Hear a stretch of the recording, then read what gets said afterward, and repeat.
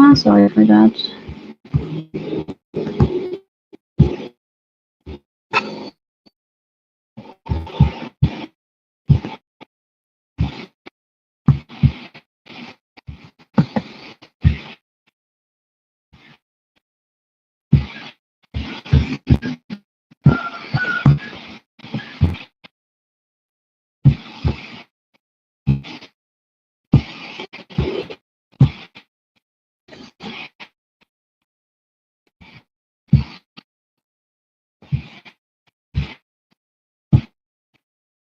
So this was the source material, the choreographic material that we worked with to collaborate with the Viennese-based dancer who was trained like in ballet and contemporary dance, sort of dialogue at that time still with 2 people.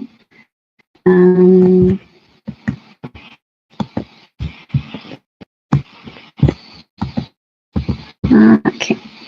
So just some impressions of that performance and where it was shown, and during the Figure Theatre Festival in Vienna.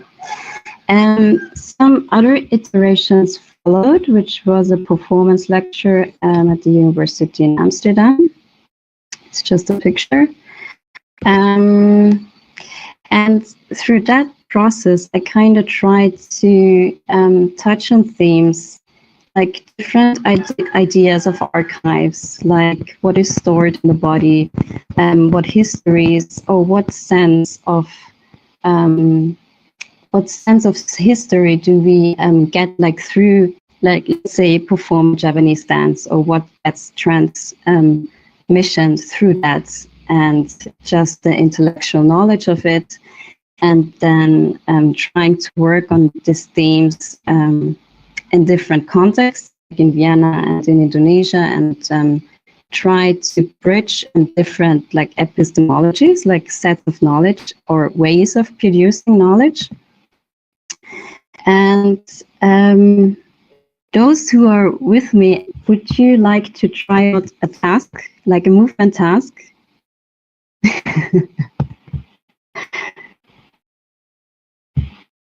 You can do it sitting or standing. But I think it's, I hope an interesting insight, like how we come to create like a movement material or choreography, like through certain scores or tasks that we work with. I mean, I'm just giving a minute to this. So whatever you like feeling right now, you can sit or stand. Might be nervousness or annoyance or interested or joy. Wherever you feel that. And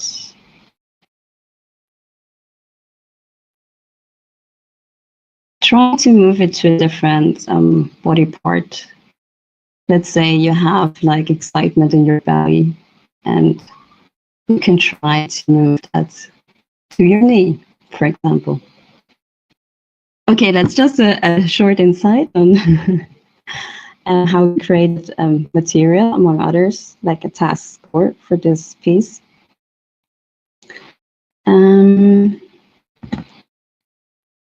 Maybe a short quote by Walter Benjamin: processes of cultural translation themselves become the actual engines of everyday culture practice. This also has been like quite accompanying me throughout this research. So crucial to develop this work for me was like to be in context and to be out of context, and embody the experience of hegemonial structures due to experiencing working in an ethnographic museum, like a collection that came together through the heyday of like European expansion, colonialism, different ideas of archiving, embodied archives, material archives. Challenges for myself, like in this process, are a respectful handling of the material. And I even know I'm moving like back and forth, like different worlds, like to, I mean, this is quite complex, like not to culture appropriate, like to move beyond conditioned forms, because as a dancer, if you're trained like in one form, it's quite a task to get out of it. And documenting the process, like I think documenting creative process or artistic process when you're kind of in the studio and movement just arises is not an easy task. This is some of my literature, and thank you for your interest. Yeah. Thank you very much, Ms. Bianca. Right now we are at level 55. We will be opening the floor for Q&A session for our three presenters. Is there anyone that would like to ask questions to our presenters?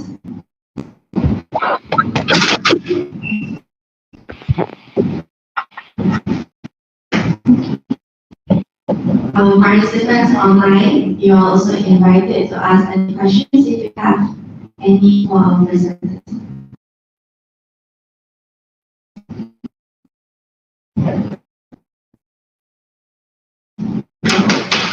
Right, so maybe I can ask a few questions that I have while listening to the presentation. Maybe I would like to ask Dr. Fajra first. Right? So based on your presentation, it seems that your artwork is very much focused on the practice of self-reflection. Right? So maybe you can share a little bit on how do you balance between self-reflection and also the inspiration that pop up spontaneously in creating your artwork. Okay, I want to show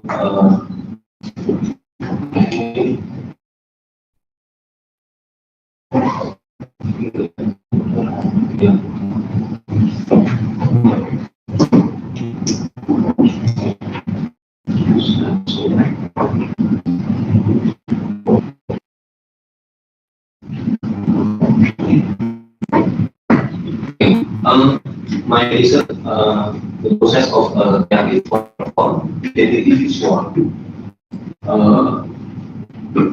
The artist identity visual is very important.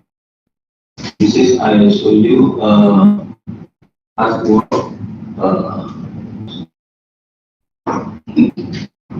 This is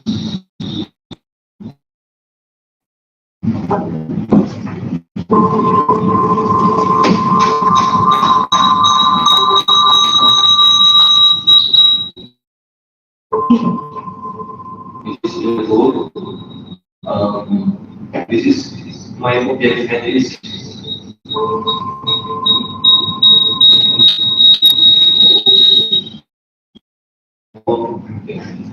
is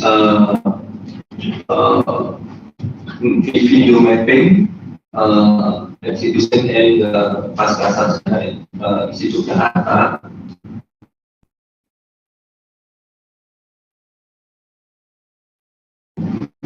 And this is my master of teacher lecture. So this is a process of identification for me for the artist. Magnifier visual, like elbow for me is very important. Thank you.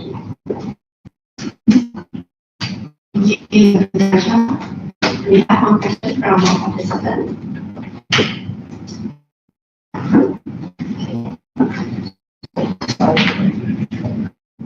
I just want to question Michael.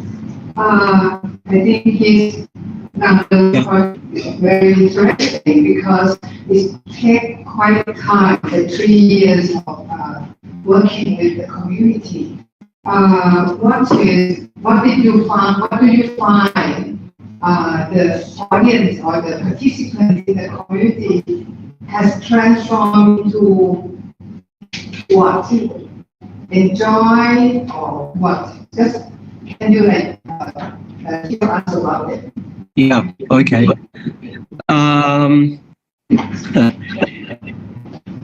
Yeah, well, I mean, the audiences in 2019, I guess, you know, there was a core group of local people who were very engaged, who, you know, were involved in the workshops and sort of the same with the kids and families, you know. But a lot of people also are not interested in art. So I think, you know, they have their own survival in the community, and even different people in the community have different ideas about what the issues are. So it was interesting also to take the work out onto the street. I think that's a really good strategy, because then you meet a whole lot of people that would not necessarily come to the performance. I mean,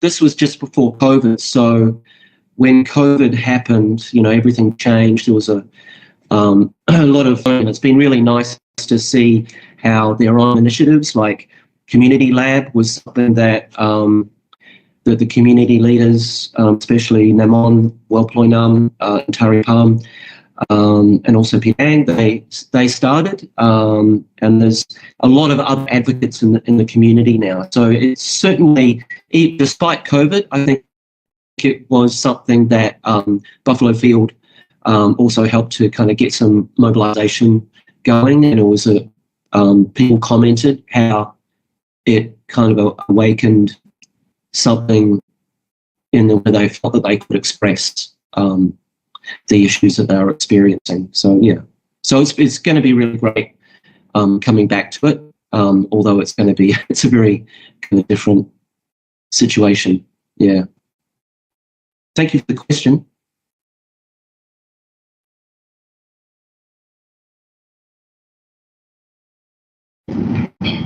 Thank you very much for the answer. But okay, maybe we can go for our very last questions. Okay, so this is directed to maybe Dr. Michael and Ms. Bianca, who share a little bit about this. When you have this project, what does it mean to the local people, and what are the acceptance towards this new idea?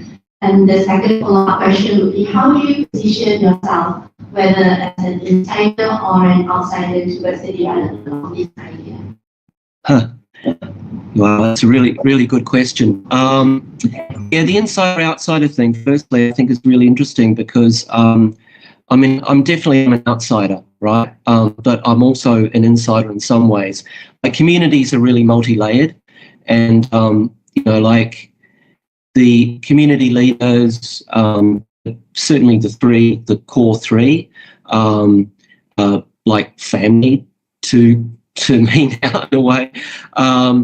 But it's also that my invitation into it was through Ploy from Open Space, who's also my partner. So it's all very kind of, you know, personal, those kind of connections. And she's got a really long relationship with the community leaders. So, but I think it's really, and I've written about this, I think it's really important to always remember that you are an outsider and not to kind of make assumptions, and be careful and clear about the situation that you're talking in. It's not going to be, I won't be having the same conversation with the community leaders around, you know, dinner as I might in, say, a community workshop, right?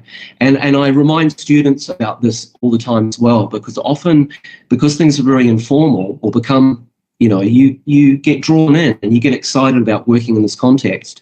And it's often, students often make the mistake of being too casual, or saying things that might be inappropriate, or that they're making assumptions about what the people in the community might be thinking. Yeah, so it's kind of important. But at the same time, you are an insider. I mean, part of there's a thing around design justice that is about how you are also working in this kind of area. You are taking a position. You know, you are kind of, there is an element of solidarity. You know, that's why you're there. So yeah, so you do take that on. So that's where things become a bit more complicated. I forgot what the first question was. What? Sorry, could you repeat that? Like, what is the acceptance of the local people towards this idea? Yeah, right. Yeah, well, it's really varied because, like I said, some people don't care about it because they've got more important things to do. Survive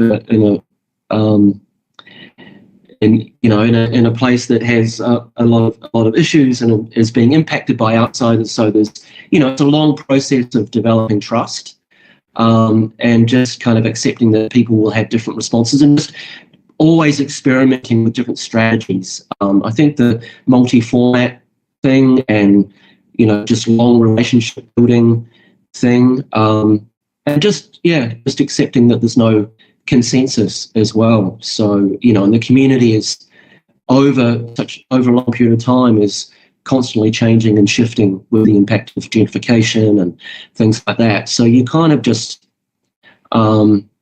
it's not simple, it's kind of an evolving thing. So you're just trying to respond with people who want to respond to you. Yeah, something like that. What to say? Thank you very much, Dr. Michael, for sharing with us. Okay.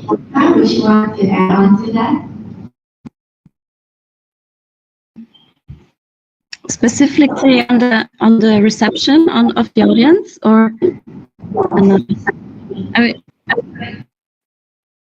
that it's quite an interesting one because like part of this research is also a lot of like historical research, like how did a certain gaze, I mean, I'd call it, or research or scholars call it like colonial gaze, like in Europe, like how did that come into place? That took quite, like, it goes from like world expositions taking place in Europe, forming like through modernity, appropriation of modern Western dances, of Asian art forms. So that's quite a complex topic itself. And I think the interesting part is that like some of like that gaze is still existent, and like an aspect of the work was to break with that gaze. And I didn't do any like audience research and ask, so did I manage to do that or not? But at least I wanted to raise some awareness for the complexities that lies in visual reception of like performance, dance, and context specifically. And I've become quite aware of like how, or that translation that needs to be done is depending on the place where I show the work. I mean, it's maybe not a necessity that you have to do it. You can just show your work and that's it. But I think with my questions that I have, like for me, it became a nice necessity. Yeah. But I haven't done any audience research. Like I haven't, asked the audience. Yeah. Thank you, Ms. Bianca. So I think we are at the end of our morning slot session. I would like to invite everyone for a short photo session. Okay.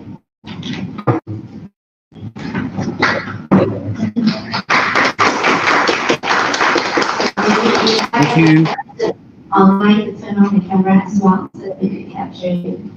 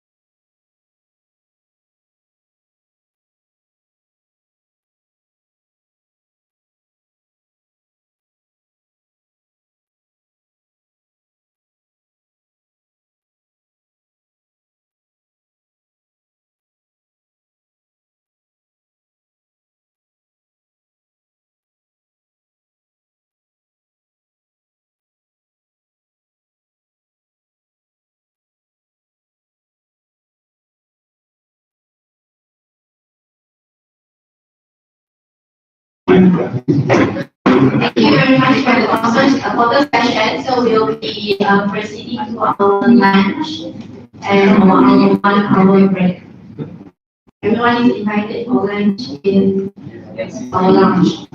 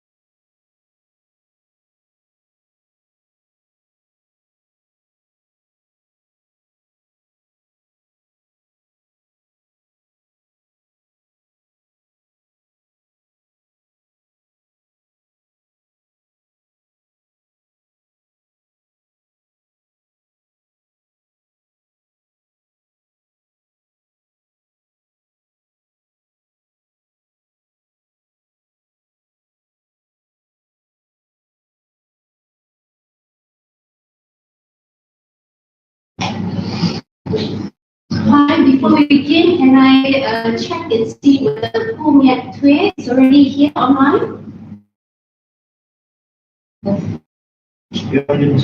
Yes. Pumiat Tue.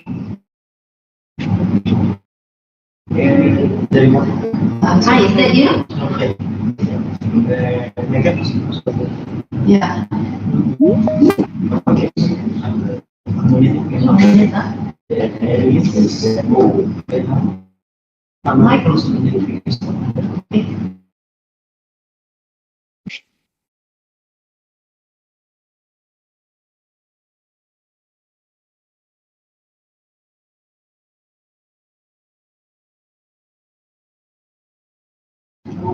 I think we are still preparing for the presenters from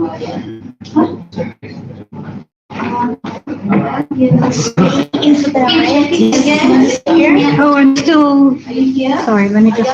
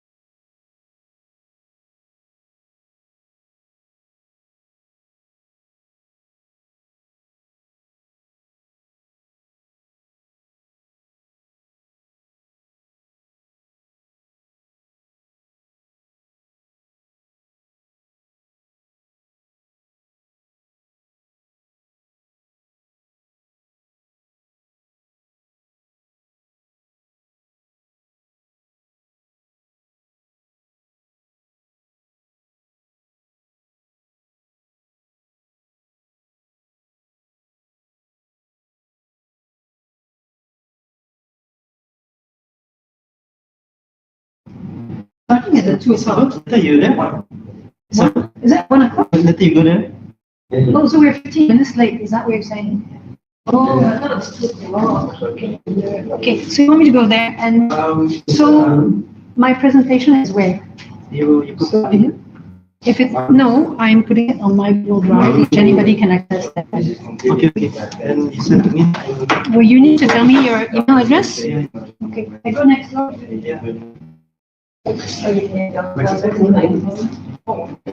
What?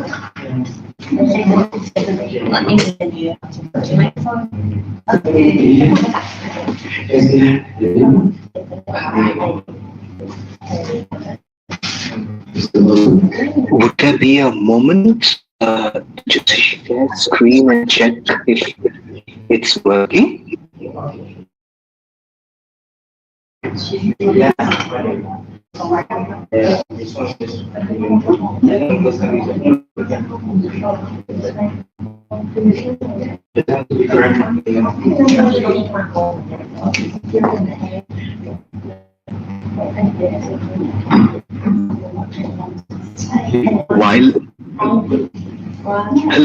While people arrive, would there be a moment to just check if my share screen is working?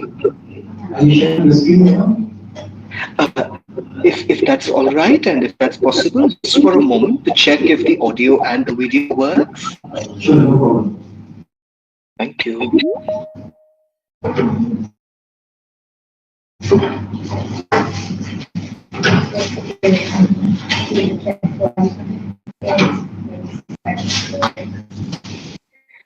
I wonder if that video works, and I'll switch on the audio now. I see. 35-year-old pregnant Bahujan woman Rani Gupta found dead under suspicious circumstances in Bhatpara, Bengal. Yes, I can hear you. Family alleges blackmail, kidnapping, extortion and Okay.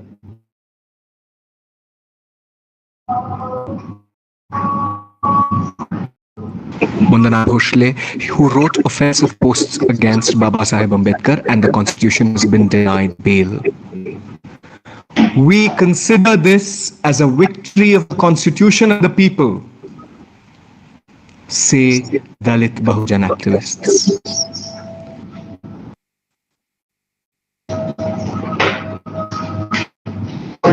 Are we ready to start?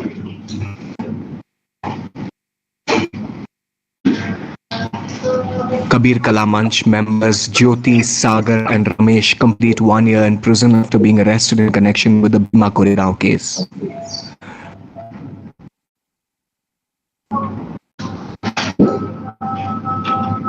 Is the audio clear now? Yes, it's clear. It's clear. Oh, okay. No problem. Thank you. Thank you very much. Are you ready? So you will be the first presenter in this session. Are you ready to start?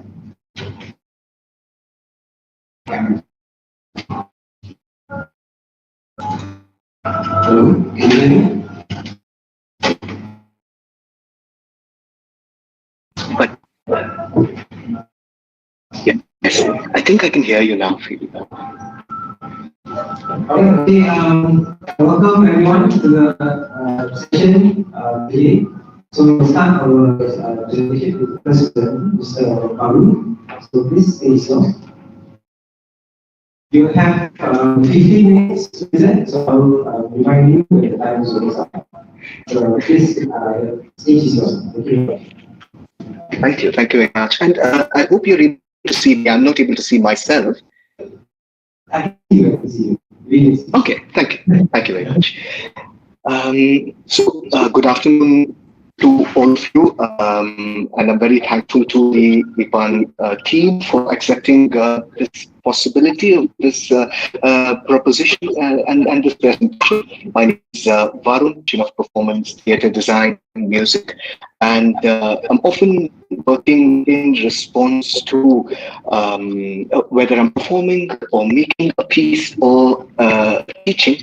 I'm working in response to the the intersection of social politics, of caste, gender, and educational hierarchies in Indian society. And caste, particularly, I mentioned with respect to what I'm sharing here today, because India has a distinct quality of this religious social structure that is ratified and affiliated within the religion called caste. And like art always tries, I attempt and build a relationship between an artistic piece that is speaking to this situation in India, but in relationship with some of the things that are happening in the world. So my sharing today is a paper in progress that posits a poetics of reflexivity, in which writing for performance, writing for the theatre, also for film, for television, for visual art, sculpture, installation, new media work, where the core is the personal pronoun, so to speak, the I. Yeah, and so what I am doing is I will share a selection of clips, primarily audio, from a performance that is titled Missing. I first performed this piece, Missing, in 2021 at a festival of storytelling on the occasion of the International Day of World Peace. And the selection of audio clips is from that first version of the performance. What you will see is at the beginning, right at the outset, there's an initial precursor of visual, which was used as advertisement and circulated social media material for the performance. The idea was to give the impression to the audience that the performance piece is a response to this spate of sexual harassment and rape atrocities that were reported very frequently in Indian media. Throughout all media agencies. And I stress on the word that were reported more frequently during that time. So 2022, 2022, 23, almost there's a flurry of these reports. And once the piece, it begins to talk about my positionality as a performer of the piece, my processes of thought while making the performance, and the reasons why the story is not anymore the story of the atrocities on the Dalit, Bahujan, or untouchable or historically marginalized communities of India. It is, and the piece goes on to sort of play with the idea that it's in fact the story of my positionality as the performer, as the performing body, as the speaking body, and the stories of the audience's positionalities in introspective conversation with the news of rape survivors that we consume. The art we make treating survivors of harassment and rape as subjects, and the gaze with which as audiences, we, and as makers, we consume such art. So I'll share first clip and then go on to share a few words from my writing, from my paper.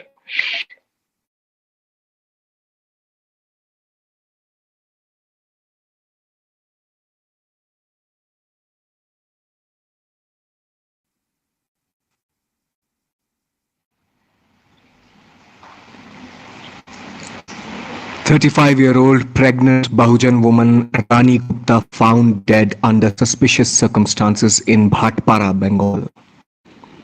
Family alleges blackmail, kidnapping, extortion and murder by her husband. 10th June. Protest by fraternity movement against the killing of Bengali Muslims in Assam. Vandana Bhosle, who wrote offensive posts against Babasaheb Ambedkar and the Constitution, has been denied bail. We consider this as a victory of the Constitution and the people. say Dalit Bahujan activists. Kabir Kalam Manch members Jyoti, Sagar and Ramesh complete 1 year in prison after being arrested in connection with the Bhima Koregaon case. We dedicate the 2018 Dalit History Month to Rajni Tilak's towering and inspiring legacy. Rajni Tilak passed away. Women find it harder to report rape under the Samajwadi Party government. Some statistics from the National Crime Records Bureau. In 2003, the number of Bahujan women raped was as... Thank you. We'll come back to that. I have been able to presently title this as Towards a Poetics of Reflexivity, speaking to privilege through autopoiesis. So autopoiesis as a concept it comes from the natural sciences of chemistry. Umberto Maturana and Francesco Varela, the Chilean biologists, in their 1972 book Autopoiesis and Cognition, The Realization of the Living, they speak to the concept of self-maintenance in living beings. This idea, which was later extended from the natural sciences to the social sciences, into social systems theory and sociology, taking the concept of self-maintaining chemistry of living beings that inhabit the world around us, also as applicable to the social structures and institutions that underlie the fabric of our living. In fact, Maturana and Varela speak in the book of having coined the term after encountering the dilemma of Cervantes' Don Quixote, in which the character of Don Quixote enters a deep introspective self-referential exercise. He asks himself whether he must go to war or if he must resort to conflict mediation through words, through letters, through the intellect. This inspiration for Maturana and Varela, if we keep this apart even, they describe the property of autopoiesis as a machine organized as a network, I quote, a machine organized as a network of processes of production, transformation, and destruction, that through their interactions and transformations continuously regenerate and realize the network of processes, their relations that produce them, unquote. So the concept has undergone a fair deal of work and criticism, particularly for the notion of self-maintenance. How can a chemical system maintain itself without any external force, any external influence? But when considered in the context of social structures, particularly self-aggrandizing systems that facilitate and maintain power, autopoiesis seems to encounter a snag, so to speak. The self-maintenance of power becomes a social problem for society, leading to further marginalization of the historically disenfranchised and historically marginalized. This is especially true of our taking scenarios in relationship with caste hierarchies in India. For those of us who may be, I'm sure all of us have heard of it, but who may be slightly unfamiliar, caste is a system, social structure that is embedded within the scriptural, doctrinal tenets of the Hindu religion. That is in practice even today to a very, very large and deep extent. It suggests two primary things. One, that there is a hierarchy in society that is divided into primarily, broadly, 4 castes, and there is a large section based on profession, castes based on profession, based on work, based on categories that depend on the quality of the mind. So the intellect, those who are engaged with the intellect are of one caste, those who are engaged with war and protection are of the other caste, those who are engaged with trade are of another caste, and those who are engaged with labor, manual skilled labor, are of another caste. And it speaks of a fifth section of society who do not belong to this hierarchy, to this broad hierarchy, who were untouchable. And I place that in quotes, untouchable by those of the people who belonged to the first four broad categories. This is because the labor that the untouchable category was associated with was with manual scavenging, primarily of human excreta from the social public spaces and the private spaces of people in society. And I must add here that this section of untouchables, who were later by Dr. B. Ambedkar also referred to as Dalits, the broken, the marginalized, the disenfranchised, they still continue in many parts of India. They're employed in manual, non-machine supported manual scavenging tasks today. So I'd like to suggest in this, what I'm positing here is a movement from the art-making processes which have what I call politics of depiction. Mr. Varun, sorry, I have to wrap up in 2 minutes, maybe. So you have time, sorry for that. How long do I have? 2 more minutes. Okay, so I'm suggesting here a movement from a politics of depiction, which a lot of art making in Indian film, Indian television, Indian theatre has had until even now, until to the present day, to a politics of reflexivity that makes public the dilemma of the personal pronoun. So what I will share here now is another clip from a later part of the same story script that enters the dramaturgy, the script enters the story of myself and how the design of the performance is a reflection on my position and my relationship with the initial idea of atrocities and showcase making a subject out of survivorship. To survivorship of atrocity. So I'll play that clip now.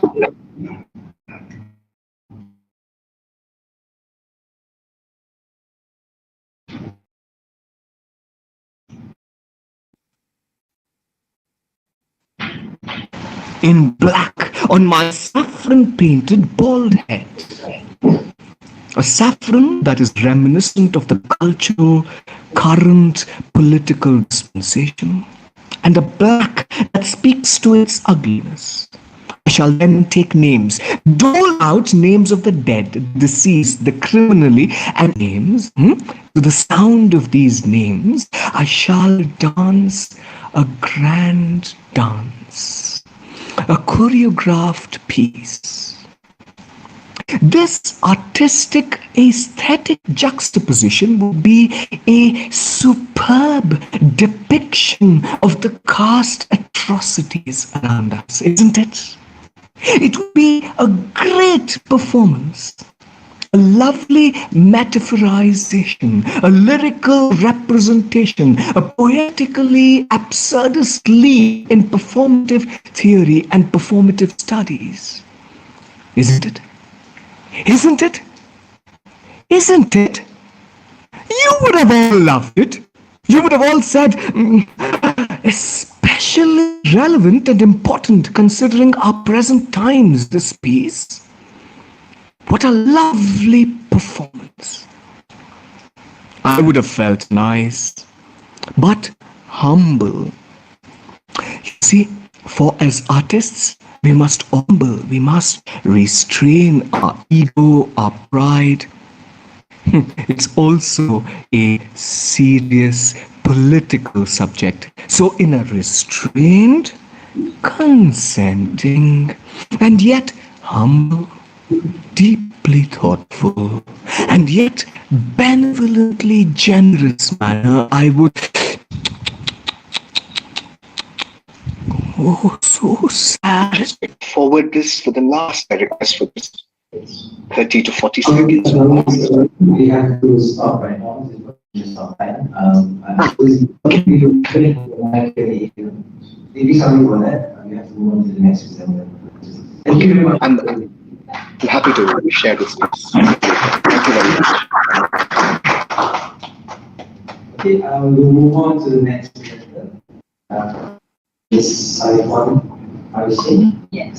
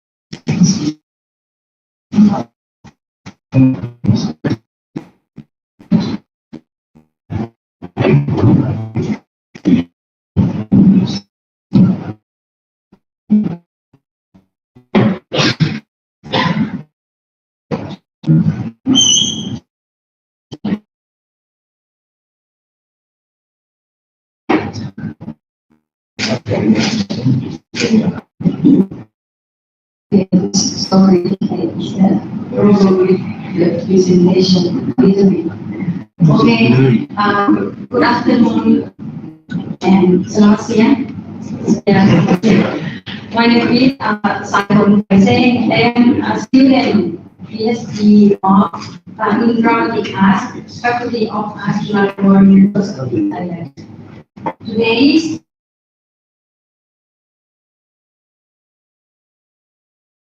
connect moods, act and audience.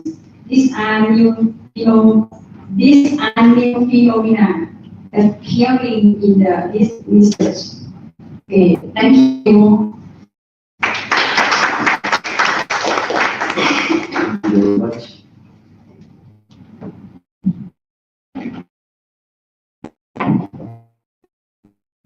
Now we have our last presenter for this session. Sorry,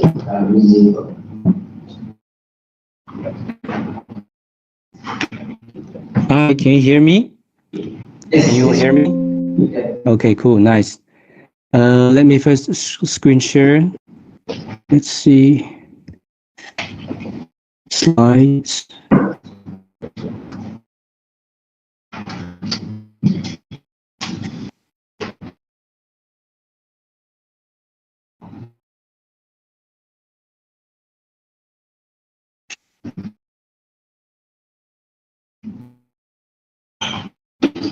Just as a reminder, this session is being recorded and live streamed.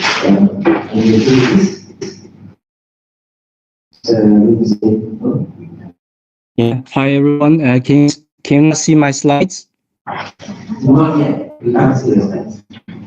You can see the slides, right? No, not yet. No? Okay. Wait. Let's see.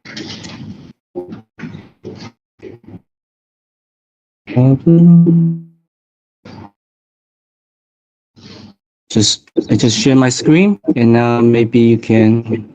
Yes, we can see the screen. Okay, and now my slides, it's also tangible, right? Okay, cool, nice. Oh, hello everyone. It's nice to meet you here. It's my honor to be one of the presenter for the symposium. My name is Runze Feng. I'm from China. Now I'm a PhD candidate of the Bauhaus University Weimar in Germany. Today my topic will be public art and artistic approach of community development in the Chinese urban context. So let's start. Here's a brief introduction about the content. First of all, I will give a short introduction about the background of the project, and then some keywords, research questions, objectives, methodology, and then end with the conclusion and some reflections. First of all, I will give a brief introduction of the background of the research. The subject of the research is the Herchen community, which is one of the biggest community located in Shunde City. Shunde City, situated in the south of Guangdong province at the core of Pearl River Delta Plain, and once a traditional agricultural county, now has become one of the most affluent counties in China. Here I will give you like 4 keywords, since they are quite important for you to understand the whole research. First of all, it's urban community. It is different from the imagination of the rural community, where people have intimate social relations. And as you all know, maybe in China, we experience one of the largest rapid urbanization around the world. A lot of people move from rural area to the so-called new cities, to the mega cities, where their original social tie has been cut apart, which result in weak social tie and social indifferences, and also result in stranger community in the new cities. And the second keyword will be public art. And there are different understanding and explanation of public art, but here I adopt the notion from Susanna Lacey, new German public art, as being activist, often created outside institutional structure, which brought the artist into direct engagement with the audiences while addressing social and political issues. And the third keyword might be community development. According to United Nations, it's a process where community members come together to take collective action and generate solutions to common problems. And the last keyword is social capital. According to Bourdieu, social capital is an attribute of individual in social context. One can acquire social capital through purposeful actions and can transform that capital into conventional economic gains, and vice versa. And Hanifan also argues social capital can produce a kind of social potential that is sufficient to significantly improve the living conditions of the entire community. Actually, social capital, in my opinion, play a crucial role during the process of the whole community development. And here are the research questions. What is the role of public art in community development? How to conduct public art project in the Chinese urban community? What are the key principles of a public art-based community development strategy? And the research objectives are discussing the role of public art in community development, and then exploring an artistic strategy for urban community development in the Chinese context. Here are my research methodology. I adopt artistic research as the methodology, since it is a knowledge production in and through art practices. And for example, dialogue workshops for those governmental officers, to open their mind to accept more new ideas in terms of art fields, and also neighborhood activity, community gardening, pop-up actions, and also community festival. For example, this dialogue project, I didn't do this kind of dialogue project in verbal form, but first to join into different groups, different associations of the community, and then to get trust from them, to be part of them, then to start the dialogue project later. And also some pop-up actions. I suddenly realized that if the best way to activate a community maybe is to start from your neighbors, then I just turn this common public space between each apartment, between this lobby hall space, to turn it into a party room, to invite the neighbors to join in, and also neighbors from different floors, from different apartments to join.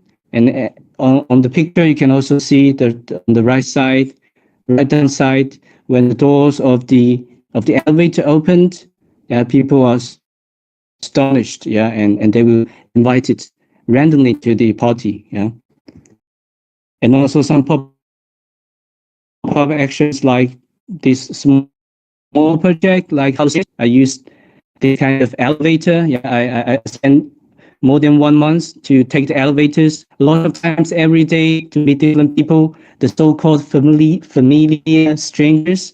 These familiar strangers, I call it also the neighbors in the whole building, to meet with them, to greetings.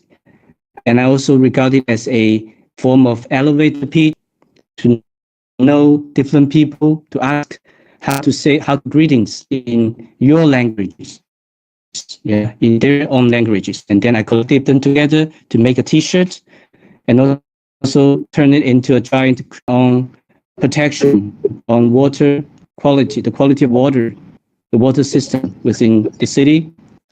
Since Shenzhen is a famous industrial city, so the pollution of the water system is a key issue in the past decades. And also some community art festival. And now it comes to the research questions. The answer of the research question, the first, the role of public art in community development. I would say activating the public room, first of all, and then rebuilding the social bond, then sculpturing the community. Here I borrowed the notion from the idea from Joseph Beuys, the social sculpture. I think it is really a good approach to use art as a way to sculpture the values, ideas, the visions, the culture of a community, of the people. And also it's a good way to sculpture the idea of the government, the authority, and also how to conduct a public art project in Chinese urban community. The second research question, I proposed a 3A strategy and GCAP mechanism.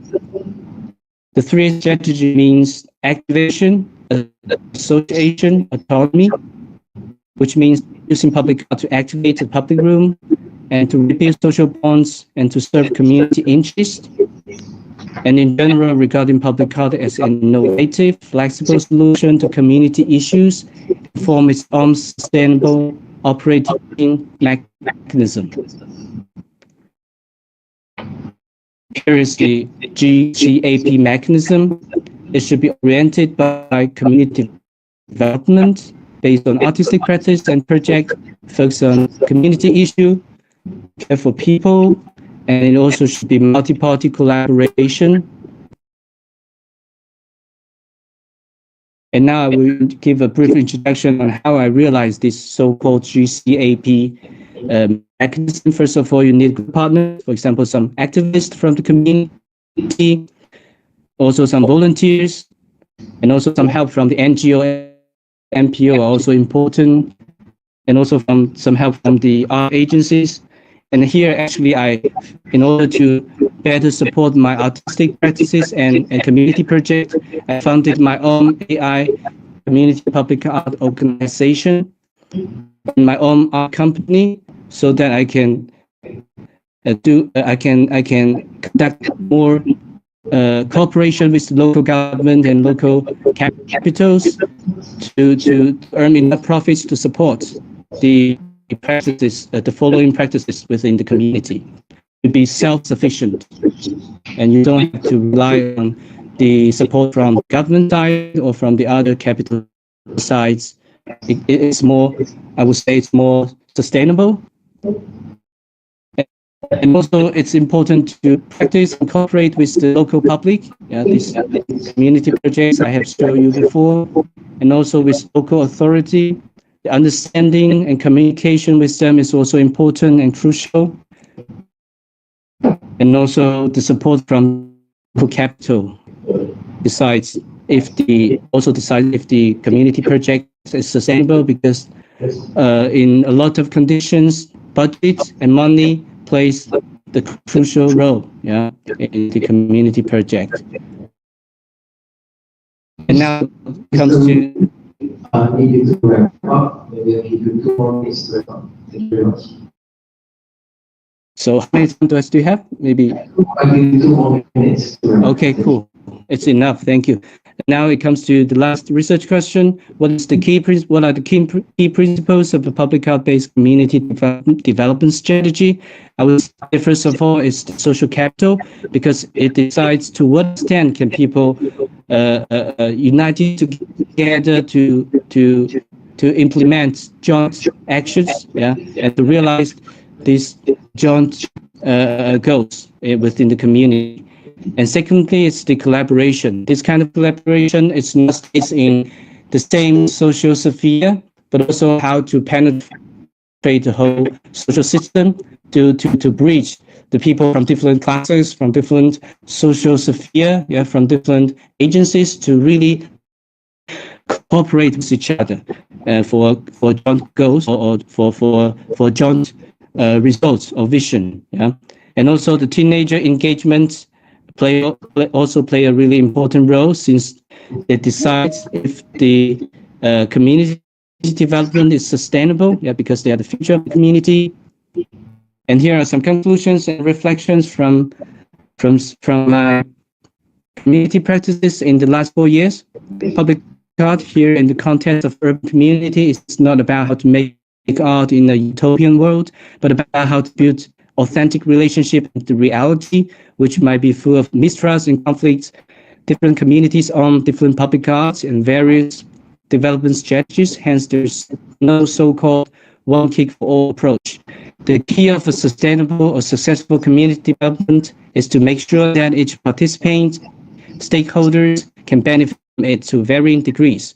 Community development is not a once-for-all business, but a process in which community developers need to continuously balance powers and interests of different stakeholders of the community.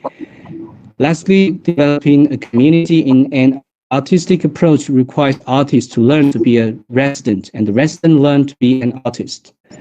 Here's so much for today's presentation. Thank you so much. And any comments? Yeah, welcome. Let's, I would like to open this up to maybe some questions from the questions. Are those yes?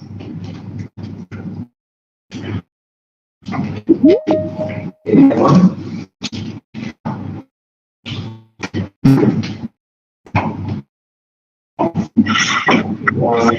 So my question is to about the public art. I think I like how you pointed out the structure building up from the stakeholders and sort of, and I see a common goal between all the stakeholders is to build a community and sort of everyone profit in terms of social capital together. And I realized you had a sort of a big demarcation between big government and local government. So I'm wondering, what is the negative space in that structure, and sort of what do you identify, because you identify very clearly what the structure aims to build upon. But I'm wondering if the structure takes into account the negative forces that sort of contains the structure as the way it is. And I'm wondering if you could expand on that. Sorry, I think the connection is not that good. Would you also possible to type your questions in chat? Is that good for you? Because I think the connection is a little bit jumpy. Can you hear me clearly? Yeah. Okay. So, I think I'll try and make it a bit more concise. I think let's see the chat.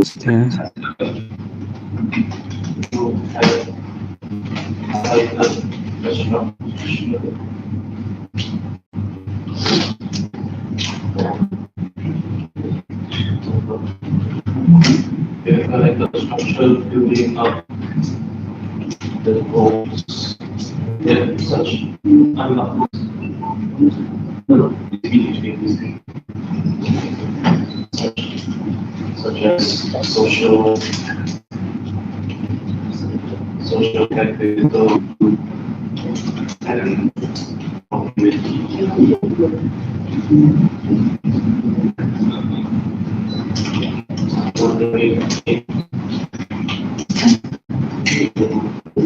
what identity.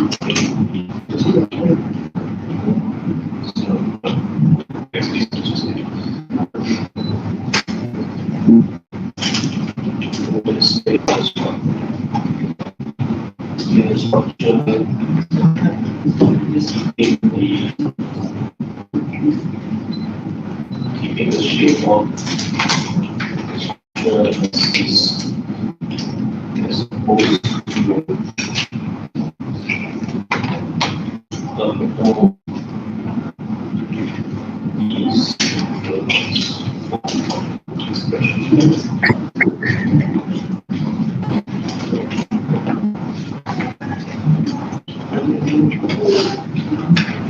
Thank you for your question.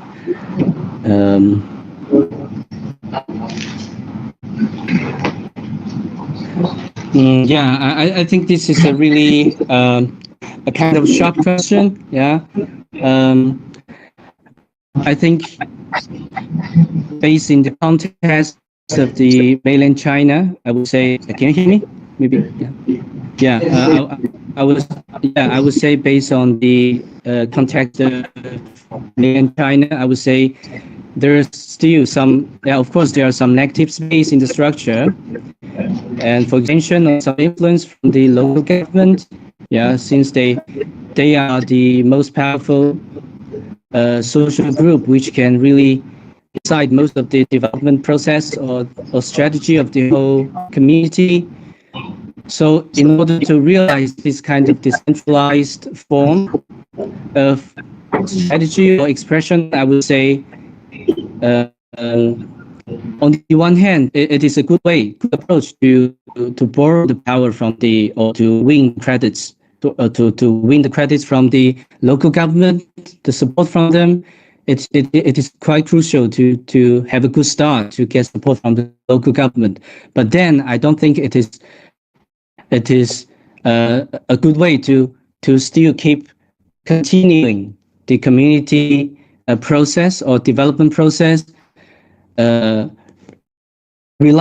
Totally rely on the support from the government. Hence, on the other hand, we still need to find other solutions. Yeah, for example, based on my experiences, I founded my own NGO and also my own art agencies and company in order to get rid of the control from the political influences and from the governmental part, in order to keep the shape, as you say, the shape in the shape of decentralized form as much as possible. Yeah? So it requires the artist or the community leader to be I would say to be able to survive in different kind of system, yeah, to really able to bring different capitals, social capitals together, to bring different resources, social resources together to keep this kind of decentralized form. I would say that. I'm not sure if I answered the question in a good way, but that's my reflection. Yeah, thank you. Yeah, it's also just to add on. I think it's interesting because I don't know if you think about this. Yeah.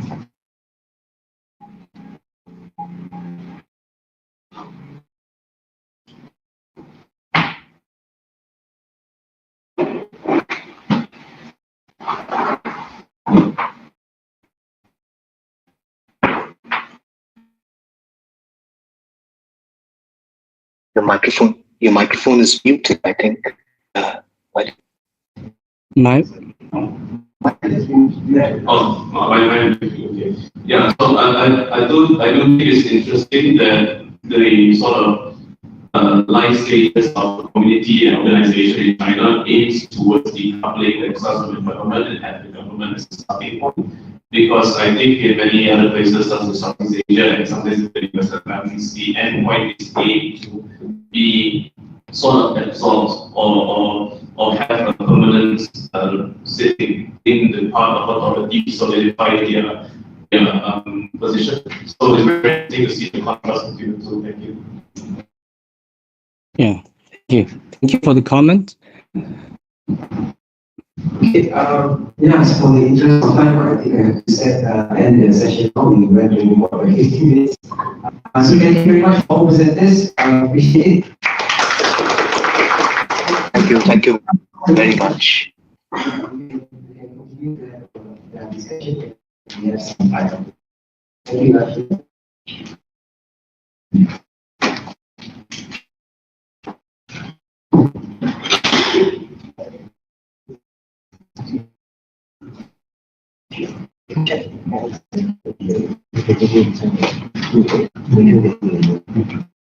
So each was about how many minutes? 15 minutes. So 15, 20. Okay. Basically, you kind of every 4 minutes, we just had we start.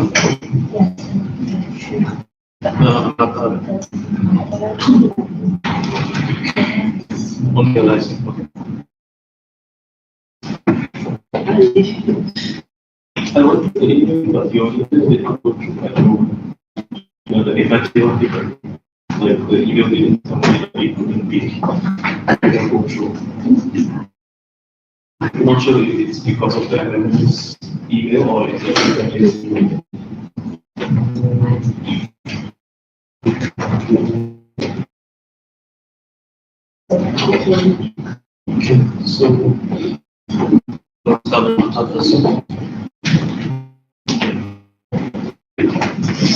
so we can start already.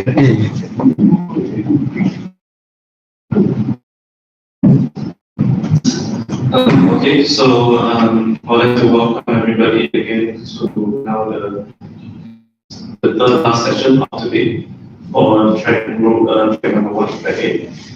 So today we will, in my session, I'm the moderator, my name is Ali, and I'm a lecturer in Faculty of Cinematic Arts. And today we are joined by Mata Kafka, Yola Yukianti, and Lee Moki. So I think without further ado, we're just going to go straight in sequence first. So Martha, are you there? Hi. Hi. I'll see if you can. I'm sharing my PowerPoint slides. Let me know if you can see those. Yes, we can see it. Are we able to move forward a bit for the slides just to see if you can see it in sequence? The second, third slide to see if you can see everything.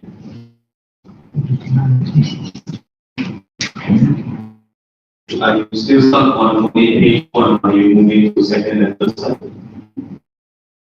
Yes. So that, Yep. Yeah, now it works. Okay. But also, again, we are limiting everybody's time to 15 minutes. Yep. And so for now, I'm setting my stopwatch to 15 minutes, and the floor is yours. All right, thank you. Hello. So my name's Marta, and I am on the Gold Coast in Australia. And I'm going to present a topic which is about.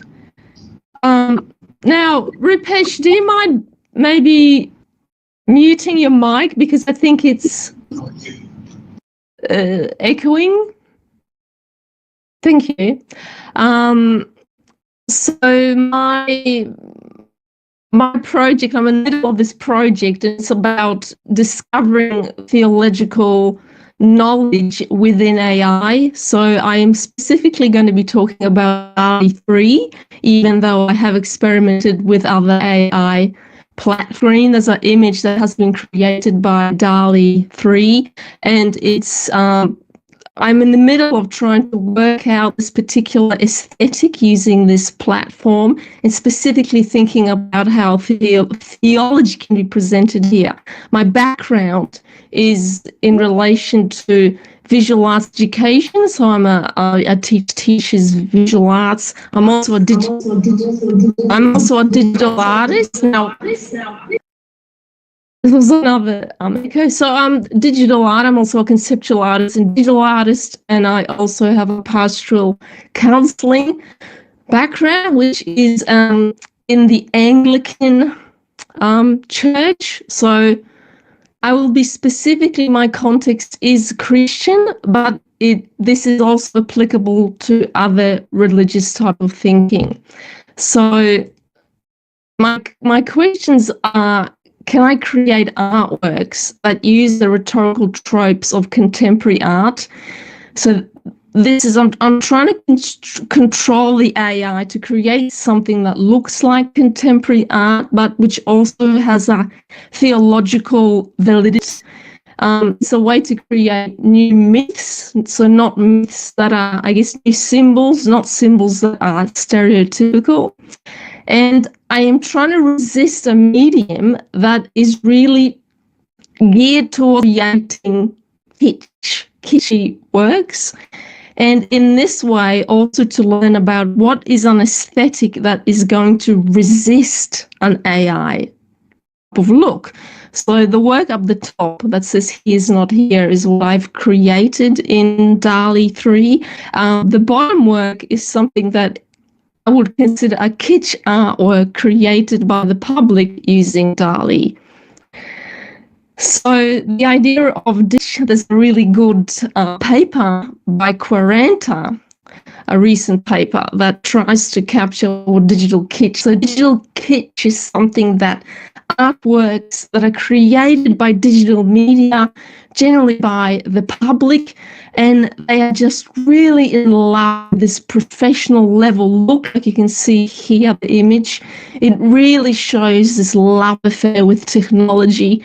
But it's not really critical to any extent. It is really just fascinated with beauty. And it's so that everybody can create beautiful images so that they can get attention in this attention-getting economy. Digital kitsch is also something that is really about faked sensations. There's another great article by McCormack from this year. And it's really that how are people actually using AI, and they're using AI in a way that is very glittery and glistening. It's very over complex images. They're post-produced. There's a lot of these surrealist remixes, but they're all the same. So it's a homogeneous look. It all has that same aesthetic, and again, there's no depth. If we're talking about Christian kitsch or religious kitsch, we are talking now about millions of images being now saturated in the media about this sort of imaginary look. So you can see this sort of Christian aesthetic, but it's very, again, kitsch. It's glowy, it's colorful, it's completely this kitsch imagination that religious people are generating, which is again questionable about the theology around that. So in terms of just trying to work with, say, DALL-E 3, a digital artist you can see on the right might create a look like that artwork. It's very, I guess, nuanced. It has an aesthetic.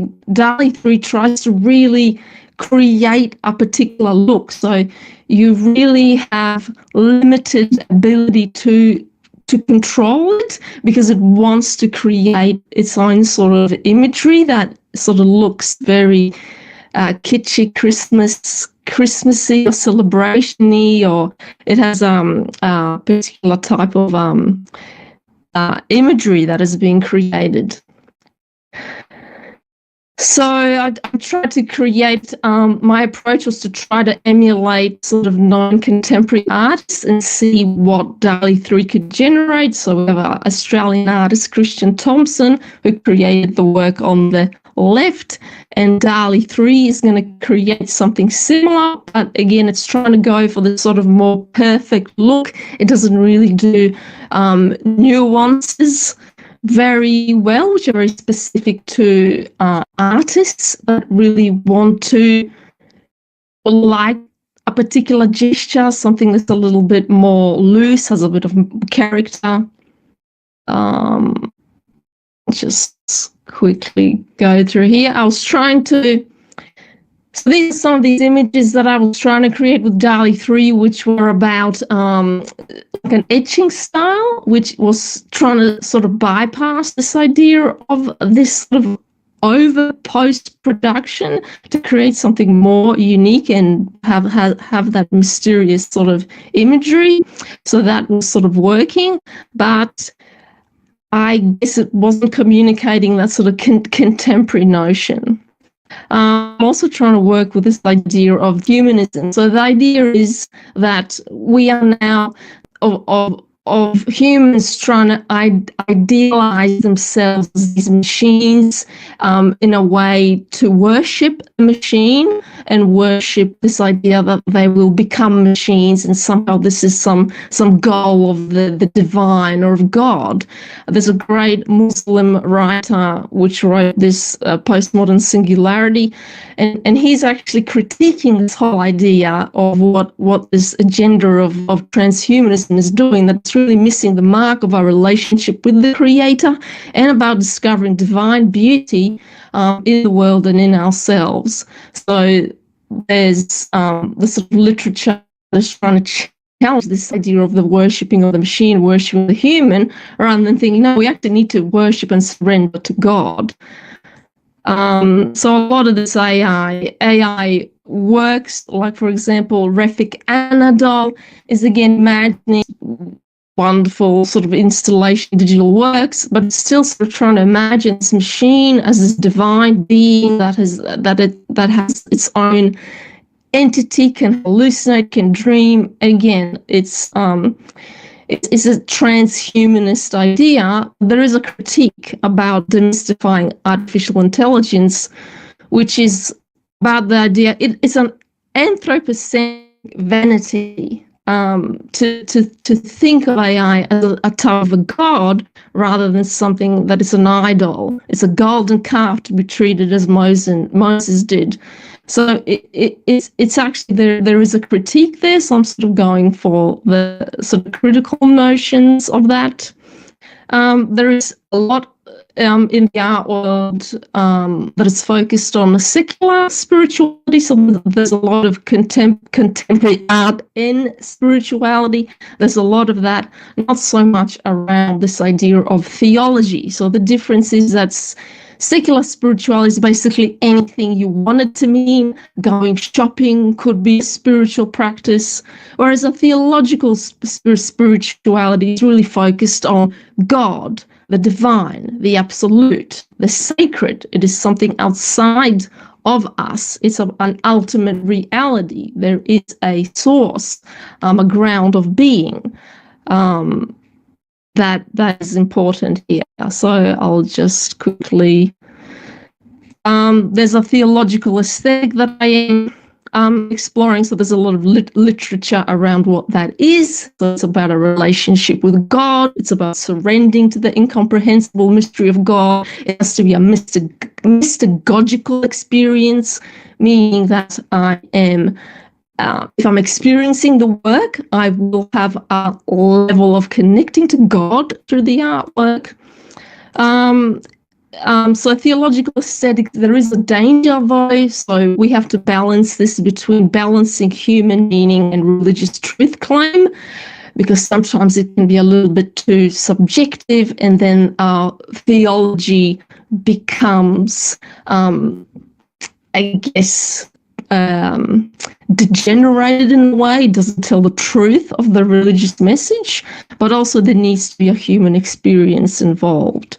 Now, the context of this is the strange place of religion in contemporary art, meaning that there is not much contemporary art that is dealing with religion, because in a way contemporary art all wanted to, it was encapsulated in this project of the avant-garde, which is about getting rid of any connections to any institutions and sort of being art for art's sake.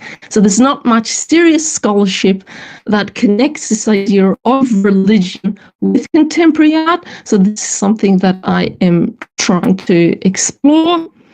There's a lot of art that has religious themes, but it is either not really about being religious, it just uses a thing to make a different type of a statement. And if there is religion that is involved, it really has to be transgressive or cynical, nothing that is serious, genuine, sensitive, really trying to explore what sort of relationship do we have with the creator. So there are works in the contemporary art context, but they are very critical and they do not of religion to sort of mock religion. So they are not being genuine in the religious truth.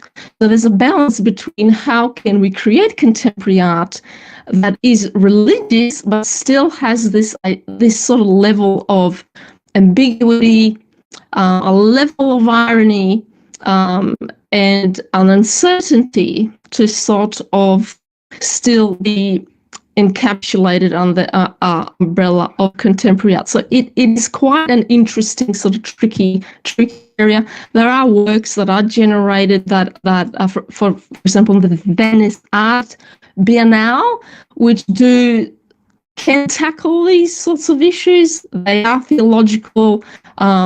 They are sort of reflections about God. They're also a little bit mysterious for the secular audience. There are some which are, Anish Kapoor is very sincere in terms of providing religious messages. So there's no irony or cynicism here. Bill Viola also does that quite seriously, having a religious message, but still having a sort of contemporary look. So I'm sort of trying to work with these ideas and communicate a type of a religious perspective, but still have the tropes of contemporary art.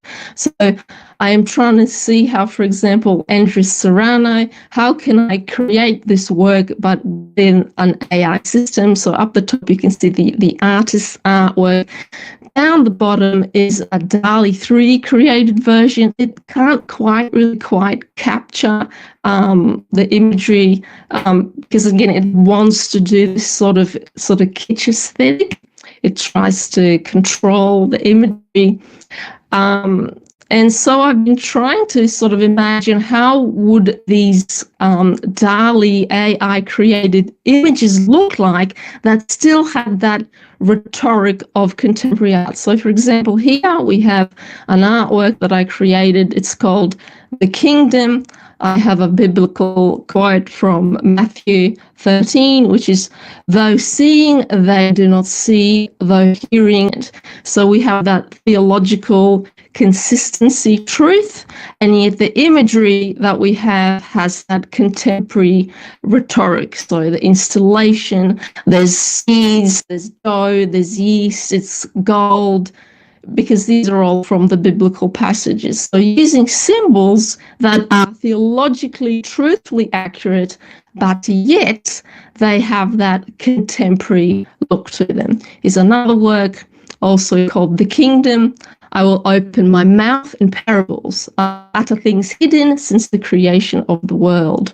So this is what Jesus is saying in Matthew, and we can see that if we analyze the symbolism, it's actually accurate to the scripture. So again, another imagery that is scripturally correct. If we analyze the symbols, it has a contemporary sort of installation look. We can imagine that we're within this installation, but yet it is expressing a particular concept which has a scriptural basis to it. These are ones which I found the most, I guess, sort of connection to the divine. So we have ruach, the Hebrew word for God's breath, that a breath, the breath of God into the dust makes Adam have life. So we have this sort of image from God in the whirlwind of the dust, and we have this whole sort of biblical scriptural text of water, the end of what has happened to the great prophet of Jesus within this type of contemporary imagery. Another one, the Word became flesh and made his dwelling among us. We have seen his glory, the glory of the one and only Son who came from the Father, full of grace and truth. Again, imagining that this is some sort of contemporary artwork, but yet has been created by artificial intelligence, which took a lot of prompting for me to generate this sort of imagery that can somehow be mysterious. I don't know what's going to happen. Does the AI have a capacity to connect to the divine? Will it be some sort of that synthetic knowledge of mystery? Is it going to help me connect and surrender to God, God's message, and sort of leading into these sorts of images again? So resisting kitsch, resisting that sort of glossy look created by the AI, and yet it has that sort of theological premise, but still has that sort of contemporary trope that it's mysterious. It's sort of, we're not sure where the artist is coming from. What's the message? I have to unpack it. And what is the symbolism? And that is all. Thank you very much.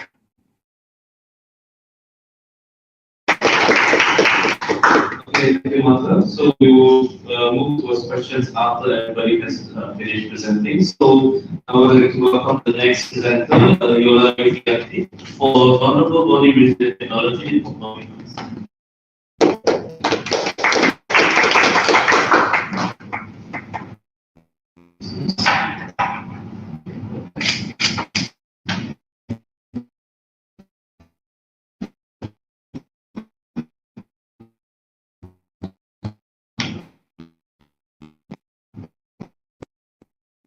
Thank you.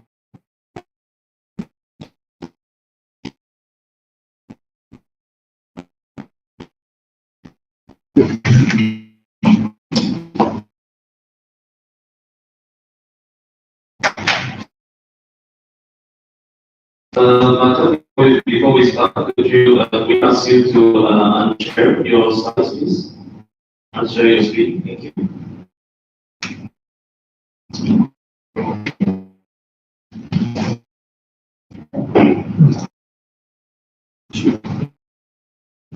Okay, thank you.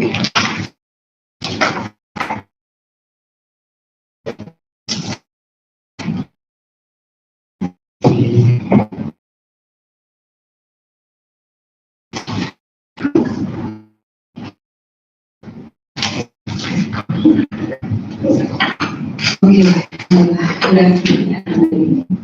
My name is. So my name is Yola Yutiati. I'm from Jakarta, Indonesia. I work in the Institute of the Art Restoration. But actually, my My background is I was study dance and then mostly I studied urban art, and I'm using drawing especially Indonesia and in Surabaya. So my practice nowadays more interdisciplinary. So today my topic is full body presence in art. So I'm not working alone. So we have kind of collaborations between the art and then Bandung is the school of art in Bandung. In Jakarta, from IKSP, I think work is me, also help you, and then with that, you can come here also, my colleague. And from Bandung, group, Wahil and Samir, so they are a group in Malaysia. So that story, me and Tanvi work together. So Tanvi is a very interesting platform because until now he decided not to use my phone. So it's really wow in this kind of situation in this era. So our first research is about galaxy. It's like before finally it's around 2008 and 2009. We see how is our social life now in a generation Z. And then we perform that in Jakarta. So now we want further our observe. So after pandemic in Indonesia, we have some kind of called generasi rebahan. So rebahan is lying. So some is living and lying, and some generasi generations. So most of the youngsters, or maybe me, sometimes also just lying down and scrolling phone and doing nothing, and then it feels sad just posting something Insta story, and then it feels happy just posting something, and so technology through electronic device became space for the expression of all emotional feeling that sometimes often beyond limits of reason. So from that. It triggered us to make some kind of experiments. So we call it experiment to the performance, to the performing art. So we kind of, so it's title is the beliefs. So the beliefs between envisions and understanding this language. So if we saw somebody like kind of hack or error, hey, you kind of beliefs. So, but we, yeah, everybody knows this come from the computerizing days. So, we also want to explore the relationship between the body and the visuals in the data performance part. Our research questions that we wondered whether performing art will still find an audience in the middle of the technology revolutions, because like, I think better maybe they're better like comments following social media. So we kind of scared that this performing art will be okay in the next. And the relevance and the chance the performing arts in the people age right now. And how can art survive and transform to appeal to a generation that would rather look at someone on the screen than a live performance? So that's connected to the first instance. I think they can be lazy also maybe. That's what is scared. Go to the theater area because it's too much effort and then too much time to sitting. So this is our concern, or this is our questions. And how does the be innovative in the virtual and real life and its relationship in everyday life? So based on that concern or anxiety, or based on that questions, so we start to doing a creative process. So we kind of built the dialogue between body, and adaptive technology. So in the dialogue, in the body, and also in the theater, we use inspiring from the Lennon theaters. The Lennon is a traditional Betawi theater. So Betawi is Jakarta origin tribes. So Lennon founded in 1920s, so before the colonial. So Lennon is more flexible. Before in the history, it's always talking about the company, the match, the war, all that.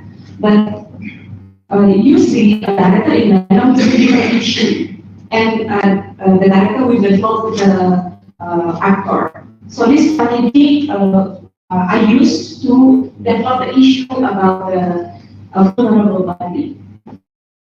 And technology, body as a data for visual imagination. So we also explore the interactivity. So we use a very simple Kinect sensor, and then we process it in a computer.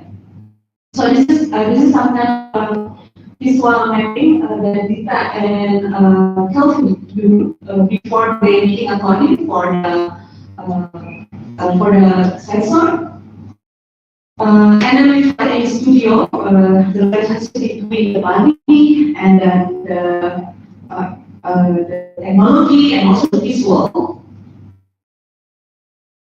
And okay, so this is 1 minute.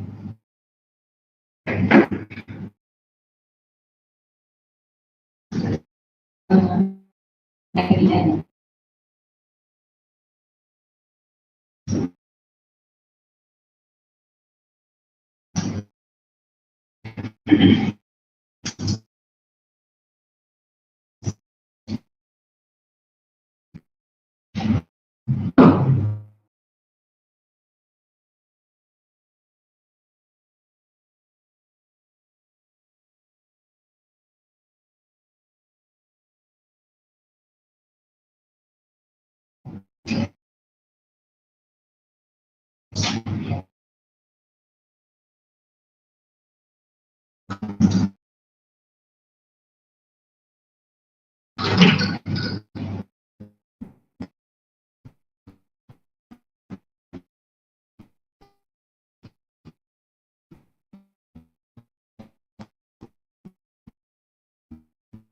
Okay, so that's after the sketch, so the body is the body of the actual body. Before I continue, I forgot to tell the dramaturgy about the story is a love story between unseen and human. So between AI. So not AI. So we call it the character. I. So how to write it is AI, but in English I. So we get a character like avatar with the technology, and the story about a woman following up with an AI character. So that's kind of the dramaturgy. Now this is I will show you a little bit 1 minute. I think this is supposed to be sound.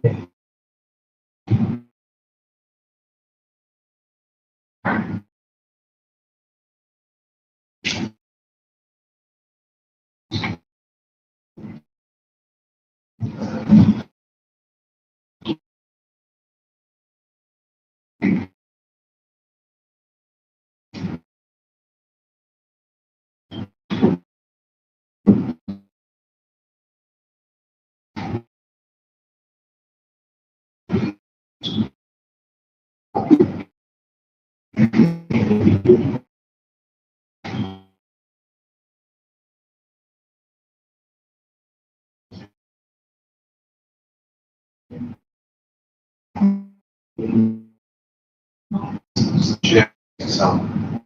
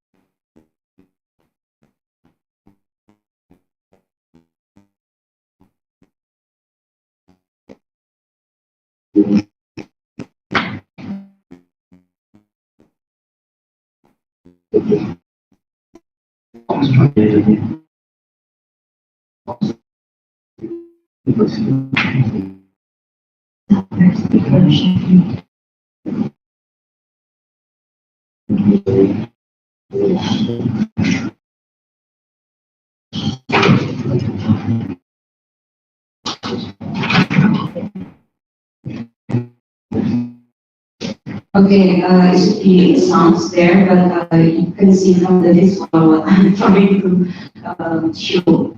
So it was performance at that time. So at that time, my position as an observer. So I see the performance also, and I see the audience also. So from that performance, I will have many choices. First, how to watch. So because we open everybody also to connect the avatar, the character I in by code in the YouTube.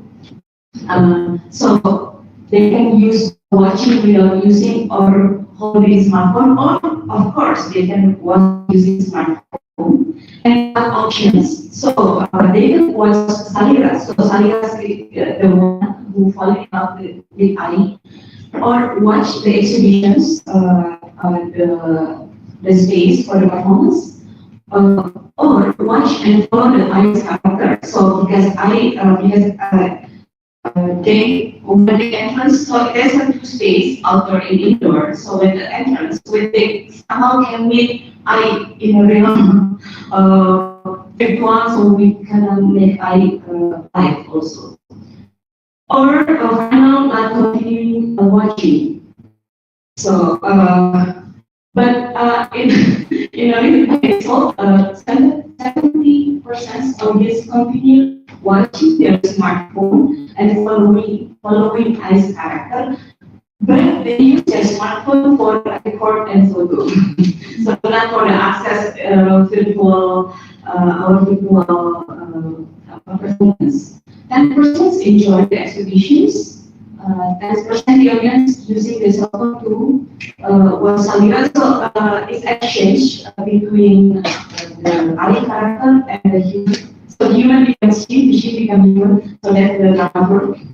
5% people still watching really intense with the phone.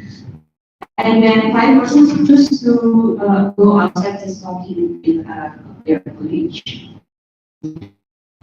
So can we look through the activities vulnerable of the lighting as an effect of increasing sophisticated technology? So do we actually discuss this? First, this performance is give an experiment or give offer prepositions, new development in the current theater. So between body and then also from the history traditional theater level. And but technology brings an added influence. The body part that is built very clear is always holding a smartphone. these actions and these habits, they are not realized that to have become habit because they are trained this activity every day. So we assume, I think this is the issue because we have to continue this kind of research again. We assume that they are not consciously just keep them, hold their phone and then use it to take a photo or take a video.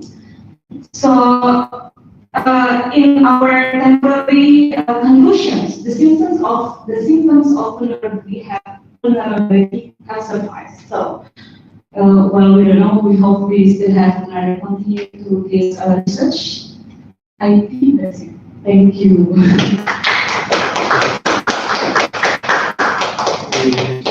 So we will now move to the last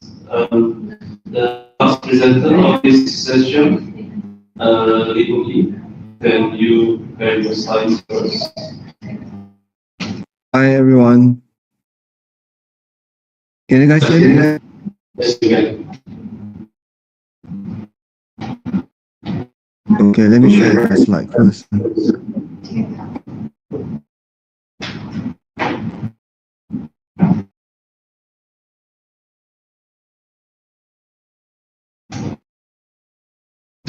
Can you guys see the slide?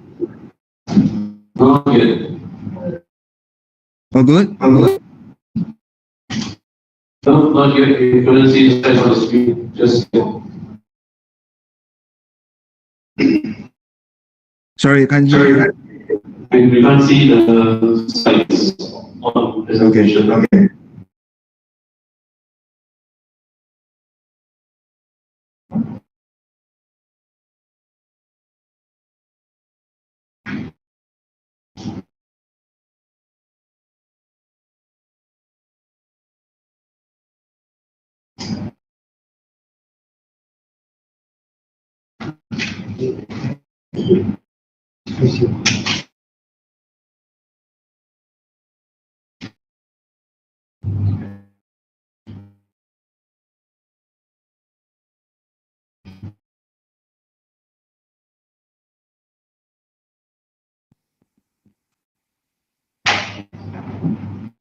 Okay now? Yeah, once you press present, it should be okay. You see the.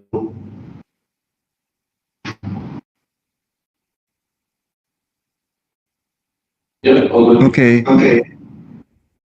Hi everyone. My name is Mok Yi. So today I'm going to share about my experience that working with a deaf drumming group we call Deaf Beat. So before that, I would like to introduce myself. So I'm an art practitioner. So I was trained as a drummer and performer before, and then I'm currently a visual artist. So I started coach drumming groups since 2008. Which is work with the deaf communities for more than 15 years.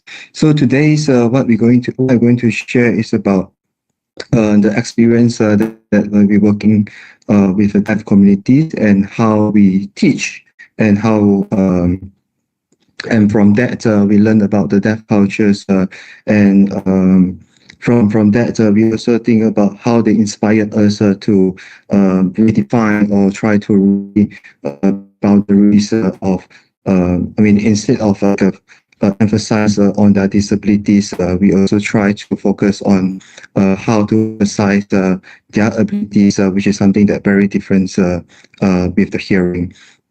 So about Deaf Beat, Deaf Beat is the only deaf drumming groups in Malaysia. So when we're talking about drummings, as you can see in the images, we are working on the we call it Guangdong lion dance drum. As we always can see these kind of drums during the lion dance performance. So it's a big drums which create a really loud sound, and it works really well for the deaf, and they actually can feel the drums quite precisely. Okay, so they started since 2007 and performed nationals in Malaysia and also international. So we've talked about a bit about like how there's two things that we're going to share that really fascinating to me. I mean, through these 15 years, which is wonders, which is like how the deaf experience the instruments and experience the sounds through vibrations. And the second, which is the sign language, how rich is their body gestures and also their hand sign and also their facial expressions. So I believe that these two things, which is a very important element through all these years we working together. So in these images, you can see that so the drums, how they actually feel the drum, which actually is the drums will create a sound and also create the vibrations on the floor. And then from that, they can feel the vibrations and understandings about the rhythm. Okay, so besides through the floors, I mean, the reflections are from the wall as well. So, I mean, of course, the sensibilities about the vibrations, one for deaf, which is very different compared to the hearing. So this is why that I mean, when we do drummings, I mean, for most of the hearings, we actually more open space, so that it's actually will reduce the harmful to our ear, but which is more helpful for the deaf people, so they can feel the vibrations more precisely. Okay, so and then how they learn the drummings, which is we actually working on 3 different methods. So of course, the first, which is they learn the music notations, and then of course, the drums is a group, so they play in ensembles. So most of the times, we spend a lot of time to try to work out like how they can play in a unified way. So the tempo and the rhythms to get it very correctly is the things that needs spend a lot of time. So sometimes we tap on their shoulder or back so that they can feel the rhythms, feel the tempo correctly. Okay, so and then they also touch the drum, which is they put the hands on the drummings, so they can feel the vibrations drum. Okay, so from that we like explore that the vibrations actually it is something that I mean very interesting mediums that actually you can touch, as you can feel it and you can see it. I mean when something vibrates, actually you can see it, and then of course you can hear it as well. Okay, so but as I say that the way that they feel the vibrations is actually very different compared to the hearing. Okay, so so this is what we discover from the deaf group, which is the first thing is the vibrations. So also the second, which is the sign language. So as we know that the deaf communities, they basically using hand sign, which is we call the sign language to communicate to each other. So this makes them become they very depends on visual communications. Okay, so and then also that but of course the sign language because of the limitations of the hand is sometimes it can't really represent a lot of emotions as like voices or verbal. So this is why that when we learn sign language, the facial expressions or the body gestures is actually need to work together to express themselves.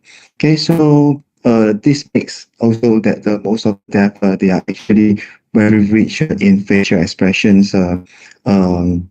And one thing's very interesting about sign language, which is also actually different languages. They have different sign language. For example, in Malaysia, we are using BIM, which is about the Isharat Malaysia. Okay, so but in US it's English, which is called the American Sign Language. But the thing is like so many years we're working together. So I have saw them like they actually because of the they have a very different understandings on body gestures. Sometimes even those they have two parties having a different sign language, but they can understanding each other's. So all these things which actually inspired me a lot, which is how we wanted to work out, like, how the sign language it can create movement, create emotions, and also work very closely with space. So can we develop the new aesthetics of body movement based on the sign language? So the first 10 years of the decade, we have been working a lot to actually make them looks like a hearings, which is they are doing something that what we so call what the hearing can do. Okay, so we try to train them a lot, so that sometimes the people feel like really amazed by the performance because you can't really see they are actually disabled. So, but after 10 years, we try to make a twist, which is we, instead of like, try to fulfill what the general public or general audiences they like to see. We are thinking about like, how can we create something? Can we create something like a new performance, or new aesthetics, which is only belong to the deaf communities? So which we work a lot on vibrations and the sign language. So in 2017, in 2017, yeah, 2017 in the 10th anniversary concert, so I work with local theatre directors. So we kind of explore about sound and the soundless. So we found out, we experimented with which like it's kind of like vibrations. It become a medium that it can actually connect both hearing and deaf, something that everyone can understand and feel it together. So so in these videos, I'm going to show short videos, which is one of the piece that we made. So basically, we try to use the chair to create the vibrations in the theater, and at the same time, they do sign language, talking about their stories during the performance. Okay, so the original performance, which is 20 minutes long, but today we're going to show only, I think, 15 seconds. So can we watch?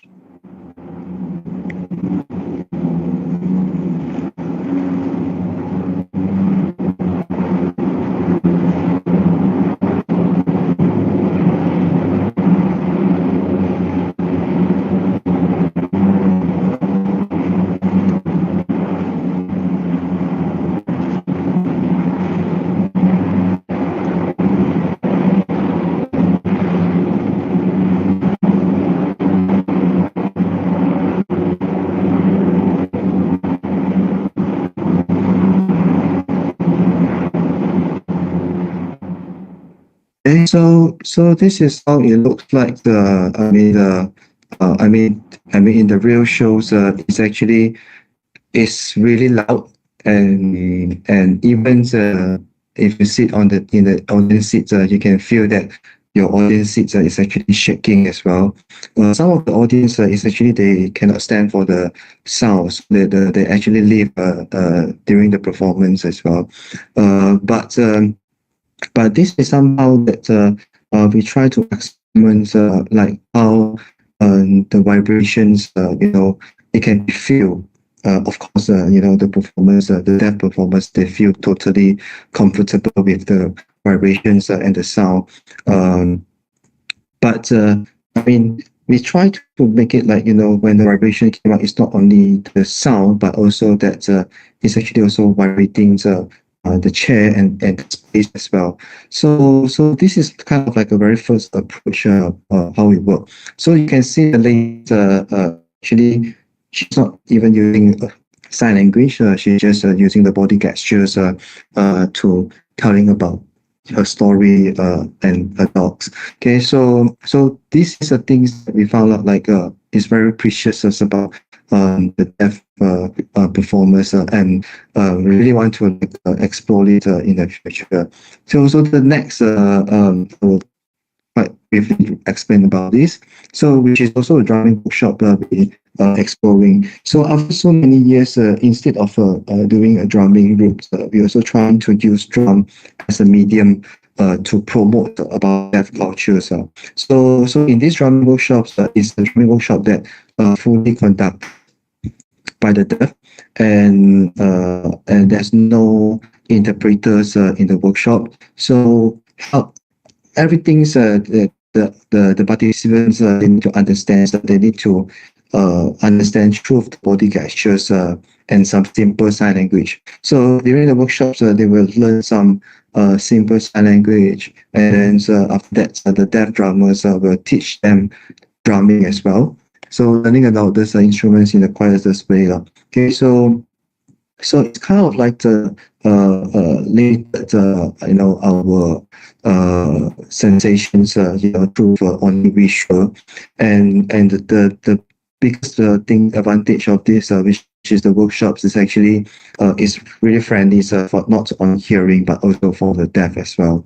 Okay, so we try to. We did this workshop for a few times, and the feedback is really good, and it's actually also trying to break the boundaries in between the hearing community and the deaf communities. Okay, so what's the next, which is one of the purpose that I'm sharing this today. I think we try to expand the experiments about these two things, the vibrations and the sign language. So we are thinking about there's a deaf choir. So instead of, of course, we know that they actually can feel the vibrations very differently compared with the hearing. So I kind of like assume that if they can able to all these things is just suggestions. We haven't really started working on this. But I assume that they might able to feel or even understanding about the vibrations of the vocal cords, so that they can realize that what kind of sound they are producing. Okay, so and then this might be the first, and then after that, of course, we can create a choir teams which is formed by the deaf community. Okay, then the second things also that we also thinking, suggesting that we might can able to combine with technologies by visualizing the vibrations.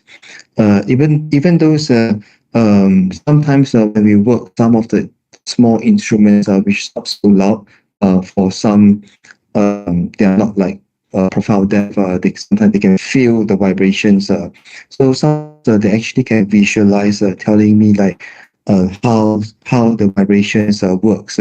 So I'm thinking that we might be able to visualize the vibrations, and from that they actually can recognize the sound or recognize the voices they created. Okay, and then which is try to explore, the extensions of sign language. So as you can see in the videos, they got so rich of the body language and also facial expressions. So we're also thinking about like maybe you can develop into some of dance or body movements. But of course, in our ideas, that always accompany with the music. But the things that we try to question is like, do we music for dance? Do we always need music for dance? And if we need music, then how the deaf feel and follow the music. So this might works a lot with how a lot with the deaf people, like how they feel the space, and also how they actually visually is strong enough, to sense about what's going on in surrounding them, and then try to develop it into the certain movements that belong to the deaf people. Okay, so that's all for my sharing today. So if you guys want to know more about the deaf beats or the deaf cultures, you can scan the QR code. Thank you very much.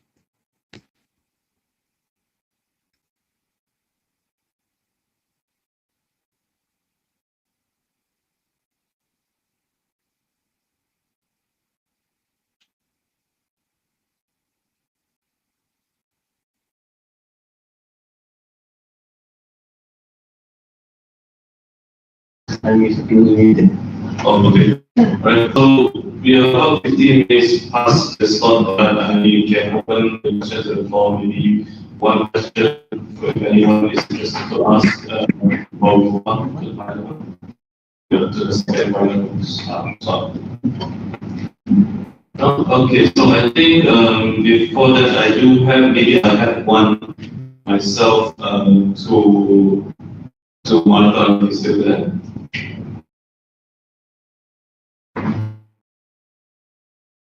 Well, so I think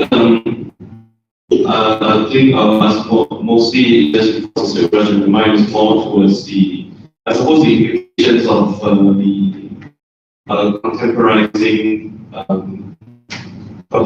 and also sort of you're trying to also counter the kitsch look of religious art, which I think if we look at a lot of our Facebook timelines as well, there is a lot of the algorithm pushing religious, like so-called religious art or religious influence AI generation.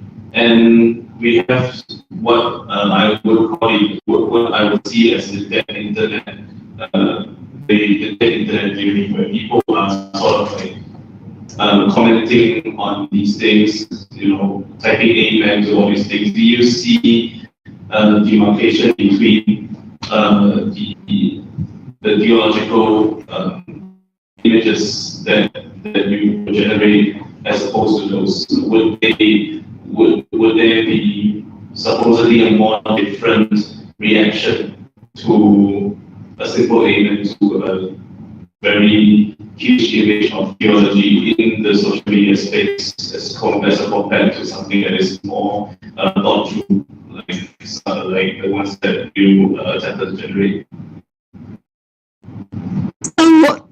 So what I'm hearing you saying is that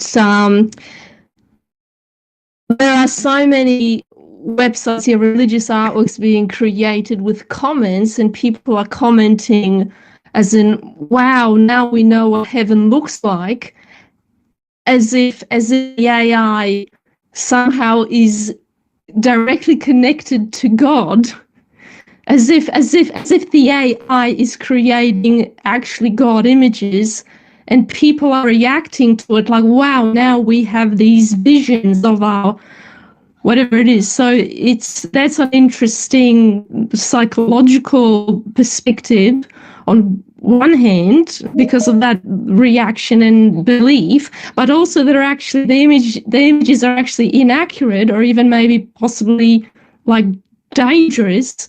I mean, in terms of the inaccurate imagery that the AI is generating, because the AI doesn't have a metaphysics, it doesn't have the knowledge. It's just putting together all these images that have been scraped from images that already exist, and then it creates its own, as you say, hallucination of the religious text. So they're sort of inaccurate, but yet they're sort of specific to, I guess, they help people worship and help their faith. So I guess my works are trying to can go into the space, the digital space, but be more, I guess, more educative in terms of a theological ministry that is more, accurate, trying to be accurate in terms of the theology to help people grow in their faith in a way that would be more, accurate to the truth of that, to that religious belief.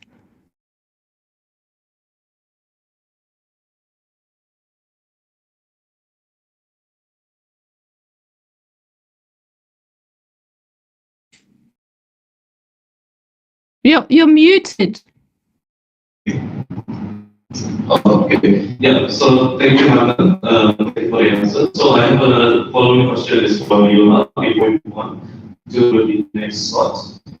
So you identified the sort of of like these generations in English, and then my question is that how do you view actually the digital expression of English and also so do you see them more as genuine emotions that are machinized by the body, or is it more, or is it more towards what I would see psychologists? I think most psychologists are saying that because you live in a digital world, these expressions are actually representations of genuine emotions, which leads to a lot more different problems that we don't get the genuine human touch because we stand behind this thing. So I wonder where you stand because we tend to blur the boundaries between something that is machinized versus something that is represented. I wonder where would your stance be in the English sort of the emotional language? Is it more of body or is the representation of the emotion? Yeah, I think our term or perspective, and this is some kind of because we're from performing arts, so we see that most of the youngsters, what we observe, not really makes sense. I mean, because like we're holding most of the time holding their phones, I mean, not really connecting between their body and mind and their emotional and we think like that. So and then we play with them on the performance. So we make them try to follow us what all we want through the character of APARN. And then by the result, 70% people and all without thinking, and they have a choice. So it is their somehow somehow their unconscious maybe because their behavior make them kind of didn't realize that what they're doing. I think that we saw that everybody else did. Okay. Thank you so much to the three presenters. Okay, another round of applause for them. All right, so I think we will transition to the next three, Anastasia, Melati, Serenity, and Ajay. Right now, there's a new update because this will be also moderated by me. So, are we okay to go straight to the next one? Okay, so we'll go in sequence again. So starting by Anastasia, followed by Serena, and lastly, Ajay. So Anastasia,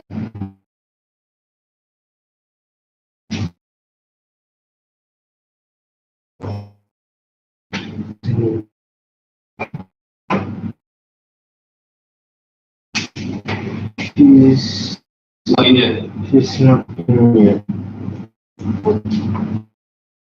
Okay, so I think what we can do is we can move on to Serena first, and if Anastasia joins before Majid, we can have her second. If she joins after Majid, we can have her as the last.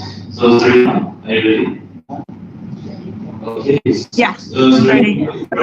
Okay, so let's we give you a little bit of time to set up your slides, just for a moment.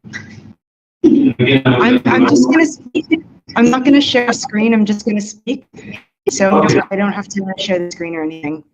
Okay, yeah, that's great. Okay, just a reminder to all presenters, the time is set at 15 minutes, and I will be putting in the chat when there is 2 or 3 more minutes left. So we can, okay, all right, Serena, let's pause. Okay, thank you. So I'm just going to read a text, so you can feel free to close your eyes if you want. I will show just some of the Chinese characters that I'm referring to. And I just want to premise this with saying that this text is basically a reflection from my artistic research that is based in the practice of Tai Chi Chuan, which is internal martial art. But then it's also integrated with different visual arts practices and collaborative processes. So I'm just going to start reading now. So, Da, play, is different from playing the piano or games and jokes. Translating Da as play flattens the verb. Some touch is lost. Da has the radical for hand and carries the sense of contact, of against, a touch charged with a certain insistence. Play is the verb for martial arts. Da Gong Fu. Gong Fu, often spelled Kung Fu, encompasses martial arts and more broadly embodied skill. Da Gong Fu is playing work. If Chinese thought is, and I quote, fundamentally a philosophy of body, Da is a verb for knowing through the body, through play. This knowing by attending to how things go, or what's called Da, the way. Squatting at the chopping block on the kitchen floor, my grandpa carves the roast duck. Using a cleaver is familiar from years of working as a cook. Deploying the least effort as the blade falls exactly where it needs to. Lifting its heft, letting the blade fall, its weight does the work. Carving happens by trusting yourself with the blade, knowing how it drops, knowing the give of meat. Knowing is using only the strength required, nothing more or less. In the story, Hook Ding cuts through the ox effortlessly. After many years of cutting, he no longer needs to try. After years of attending to the process, Hook Ding sees without seeing. The blade is an extension of him. Everything has its own grain. Following the grain, his blade never dulls because it encounters no obstacle. Cutting without obstacle is a way of ease. There is no singular way to cut. The only aim is never having to sharpen the knife. Playing is how you find the grain, an inquiry of how things go. Playing is a way of studying with your whole self. Knowing takes shape through responding, doing, noticing, reflecting, transforming. Through this inquiry, how doesn't require why in order to proceed. Practice answers questions with better questions, Sufei says. As you do it, the whys emerge. You can practice stances while washing the dishes, Dad says. Study is not separate from living. Study is not a contemplative vacuum. Study is already going on, as Fred Moten and Stefano Harney say. Study happens, obvious or not. Chopping wood and carrying water are the classic teachers of Tao, a way of studying where nothing really happens except doing what you are doing. Without a name, everything is possible as study. Like breathing, it is how you focus. Studying, Leo says, is also a breathing. We have no art, we try to do everything well. I come back to the saying that Mirla Lauderman-Euclides attributes to the Balinese in her 1969 manifesto for maintenance. To understand art as a way of doing things well, there is no separation from living. Doing things well, or with ease, is an inquiry that leans towards shu, a word for art that doesn't arrive from artifice. This art is a techniques that intertwines theory and practice, wherein thinking and doing reflect and engender each other. Yuko points out that, unburdened by Promethean fire, Chinese techniques follows a logic of Tao Qi, the way and the vessel as interdependent and embedded in the broader processes of the world. This logic doesn't separate concept and form. Art, in this sense of techniques, inseparable from the grain of the world, is a form of study through the whole self. Such study eludes generalization because it is situated in practice. Robin Wong writes that shu is embedded in understanding that the world is not over there for us to grab or take as an object. Rather, we are already within the world, participating in it. End quote. Such study is rooted in the understanding that everything has its own way, that accords with a vast way, the ease of things. What is ease? It is not measurable as efficiency or value. Ease is particular to each relation, each cut, each breath.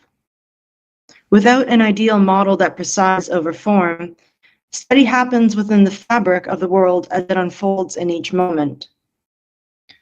Study doesn't happen in isolation. Leanne Bidasamasake Simpson writes, if you want to learn something, you need to take your body onto the land and do it. Get a practice. The first thing you learn is humility. Standing looks easy, like nothing is happening. Standing properly, you encounter difficulty without inventing it. Neither is there room for a display of excellence or ingenuity. When God describes posture, he says natural, and then he says proper. What is the difference? Proper alignment does not oppose natural. Cultivating proper alignment introduces a certain tension that is directed towards ease. It only gets easy if you stay with it. Standing properly is sinking and rising as a balanced whole.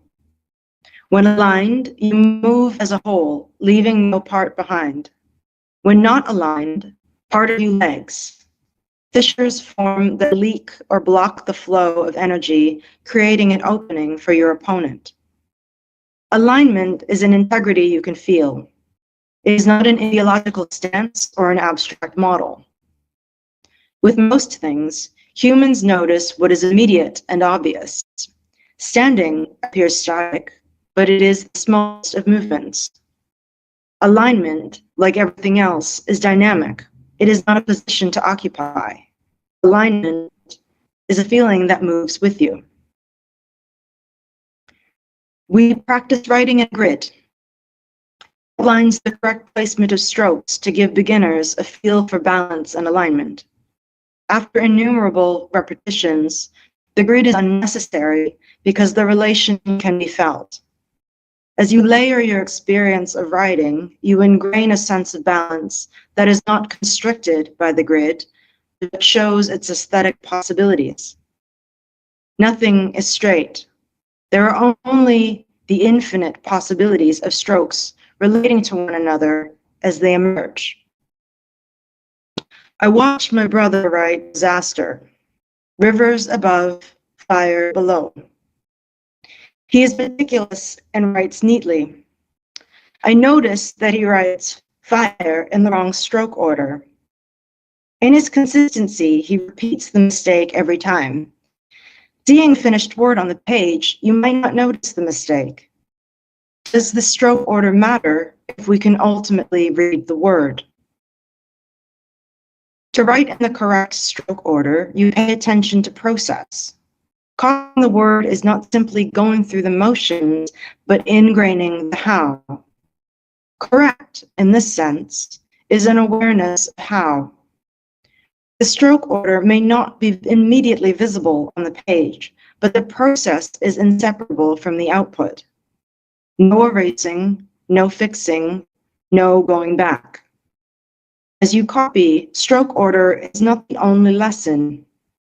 In this layering of experience, you learn that attending to process means knowing how to roll with it. You learn flexibility through rigor. One of my dad's karate training buddies described it like this. When you're receiving critical feedback from the sensei, it's like looking at a car motor together. Everyone is focused on how things are working. Critical feedback involves the self without being self-involved. It is directed towards doing things with ease. Self opens to this process by learning plasticity. I quote, when self is too strong, it breaks. End quote. Corrections are not punitive, but a gradual way of prompting small, integral changes. This is how the self transforms, maintaining agility and resilience. Correcting does not categorize right from wrong, but in focusing on process, opens something beyond correctness. While learning calligraphy, Yue Ping Yen writes, being disciplined is not an end in itself, Or perhaps the notion of discipline should be expanded. Often my teacher explains the mechanics of a movement as if concerned that I'll get bored by repeating them in silence. In turn, I explain that I have learned not to get bored by repetition. I can wait for the practicing to explain itself. I've grown familiar with the long arc, how repeating gives you time to understand what repetition opens up. Because our elementary school was located in Chinatown, once a week, we were separated from the non-Chinese students for our heritage class. We were given sheets of paper with square grids instead of lines, copying out each word from our vocabulary lesson dozens of times. For each word, you see, you speak, and you memorize. I resented copying out words. It ran counter to everything that was rewarded in a normal class, where opinions and creative expression garnered success. These strategies didn't work in Chinese class. You either memorized the words or not. I didn't regard the gridded sheets filled with row after row of seemingly identical words as I would a story or a drawing. Once completed, I didn't think to look at them again. I didn't know what else they could be. I didn't know what else they could tell me.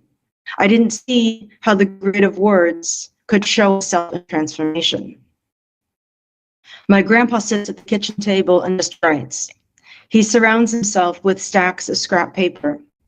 It never occurred to me that he needed to practice writing, since this was the only language he knew. His desire to practice was not geared towards an eventuality, but simply to keep playing. There's no substitute for the experience of repeating. I can tell that my teacher can tell if I'm just going through the motions. Practicing the piano, practicing martial arts, the fluency goes beyond reproduction. The teacher can tell when the student can tell when they have found the rhythm. Mom says that after practicing horizontal brushstrokes over and over again, Chinese painting master comes to check on everyone's work. He silently marks his approval of certain lines with a tiny red dot. He doesn't need to explain why they're good. Having drawn enough of them, you can feel it. We roll our eyes at The Matrix, Jack, a cinematic fantasy of skills training whereby the hero can plug his cortex into a database of capabilities, hit download, and instantly claim, I know Kung Fu. This trope portrays body as machine, as if learning were acquiring an upgrade. Time it takes to download, learning is depicted as emancipated from the unglamorous process of ingraining knowledge. Learning Taiji Chuan is not plotted on a timeline with prescribed outcomes. It is not a system with levels or achievements. In the process, there are no shortcuts. You can't choose to learn faster. Without a standard formula, Mom says that practicing is how you repeat the question of how and why. When you keep practicing, experience thickens. Like sediment gathering, this can't be rushed. Sediment is not accumulated like informational knowledge objects. My teacher says he learns from teachers who also have teachers. A teacher can take any form. Much of Tai Chi Chuan is practiced alone. Teachers are guides, but the continuity comes from learning by yourself, maintaining an enduring curiosity, and not just going through the motions. Sustaining the practice is not a given. It is not easy. My teacher says that most students give up learning Tai Chi Chuan because it takes too long to mark progress and they get distracted. Inquiry is a slow burn and requires tenacity. The challenge is continuing to find edges and to realize what you don't know. Through practice, the hows and whys fold into each other, a rhythm of making sense. Learning has to start from somewhere, but that somewhere is also where it is not. Learning happens in the midst. The hows and whys are not linear. They make sense by following and leading, engendering each other. Through the repetition, the process unfolds. Layering, gathering, forgetting, ingraining, sinking in. Dad recalls Bruce Lee saying that when you're a beginner, a punch is just a punch, but the more you train, the more you learn how much is going on in that punch. Even then, Dad says, a master knows that a punch is still a punch. We spend an hour on dots.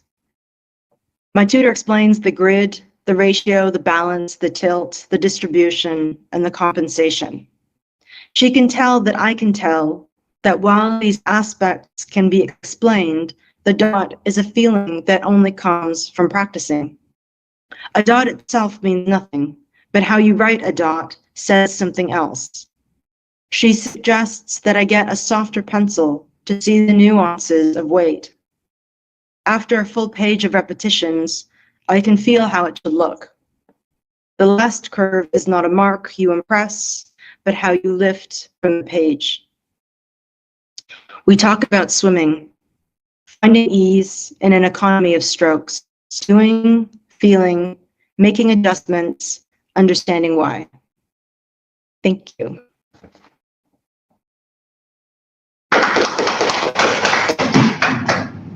Okay, thank you so much, Serena. So we're gonna move on to the next one. As we just do listen in the chat, I suppose. So we'll move on to Majid. Majid, are you there?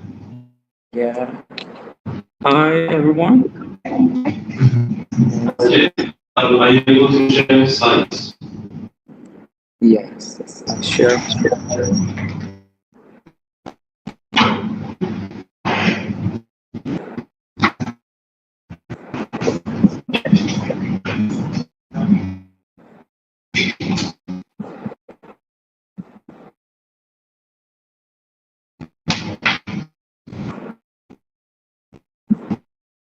I'm not sure that we can see the slide, but it's not in presentation mode yet. I think we have to press play.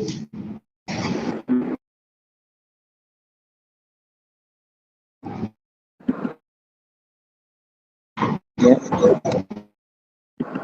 You can see my slides? It's not in the slide mode yet, but we can see the slides. It's not in presentation mode.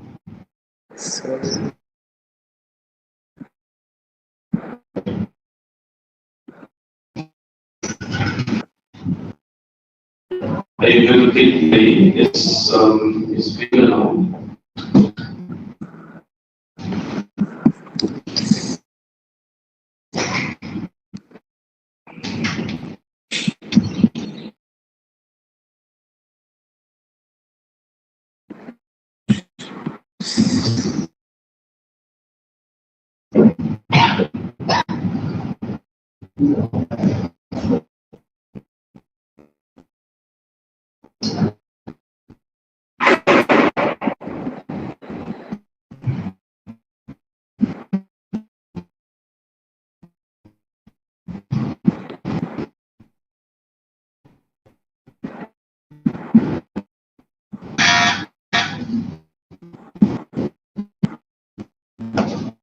Share it.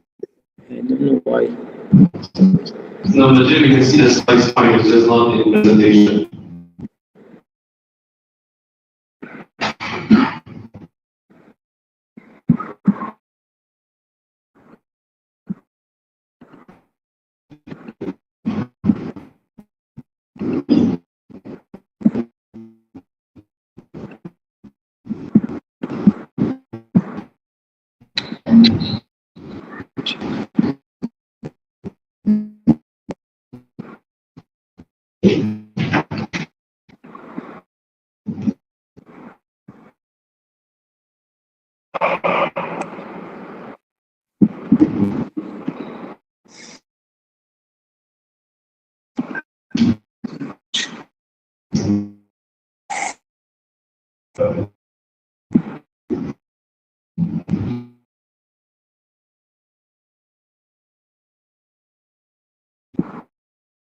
So can you see that? Yeah, we can. If you're presenting it like this, that's okay. So Thank you so much. Hi everyone, I'm very glad to be here at the scientific ways. We have a different approach. As Max Weber said, we have a kind of rationalization and disenchantment in our world that is related to the scientific achievement. And science focuses on details, focuses on some rigid ways to describe phenomenon, and the ways and the method and rules is very rigid, and we can't face with them in a creative ways. But we had different aspects of the process in the performance. As you see in the slides, I show 3 images of the 3 cells for my performers. My performers add different things to the images. When the biologists described the images, they had some rules to show different parts of cells and show the relation between different parts. And it was similar for all pictures, but my performers have a different experience. They were talking about the images differently.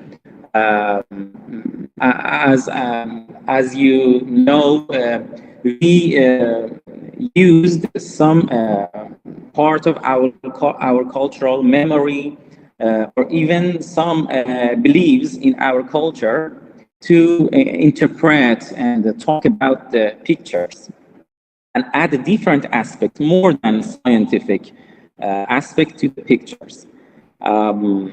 As an example, you can see for these 2 pictures, the point is related to the discussion, the group, and after that my performer were exciting to see the pictures, they start to interpret them. You can see here some points. For example, for the first picture, one of them found it as one hand towards excellence. They can see hope to save and climb in the first picture, and one of them saw drawing in the sea of particles, and they talk about a manner of asking and wishing from someone in the first picture. And for instance, in the second picture, they see a spin in a circle. They talk about 3 ladies dancing, and they talked about love and happiness in the picture, and they found a kind of being together and cooperating in the second picture. This concept were like a coffee horoscope or like some traditional beliefs, and was related to our cultural memory, in our collective memory. And at the next phase, my performers inspire the picture of their cells to design and draw, dance, to play music based on their abilities. And even we printed the images, the cell images on their clothes, and we used the clothes and the inspirational work, music and dance, their dance and their music on the final performance. As you can see on the slides, we printed the cell images for each performer on her or his clothes, and they could talk with their cells. They could dance with their cells. and even they inspire from the pictures to in a creative process to produce their act on the stage. And we had some solo performance, and some in some part of the performance we had a group performance that was based on the pictures, and that was based on their experience in the medical lab. And for example, in the process, we used a way that I want to call it interpretive understanding. With these words, I think I can describe the way. We use the approach interpretive understanding, and we combine some scientific parts with artistic parts, but the result was not as scientific, because we interpreted the scientific achievement, the scientific pictures, and the scientific process in a non-scientific ways, especially in this project, in an artistic ways. We used a holistic view to interpret the phenomenon in comparison with the science that focuses on the details. And we had a multidisciplinary view, multidisciplinary point of view in the interpretation process, and we were relying on phenomenological methods. The mental aspect of my performance was very important for us, and we had some subjective elements to interpretation, to interpret the scientific picture.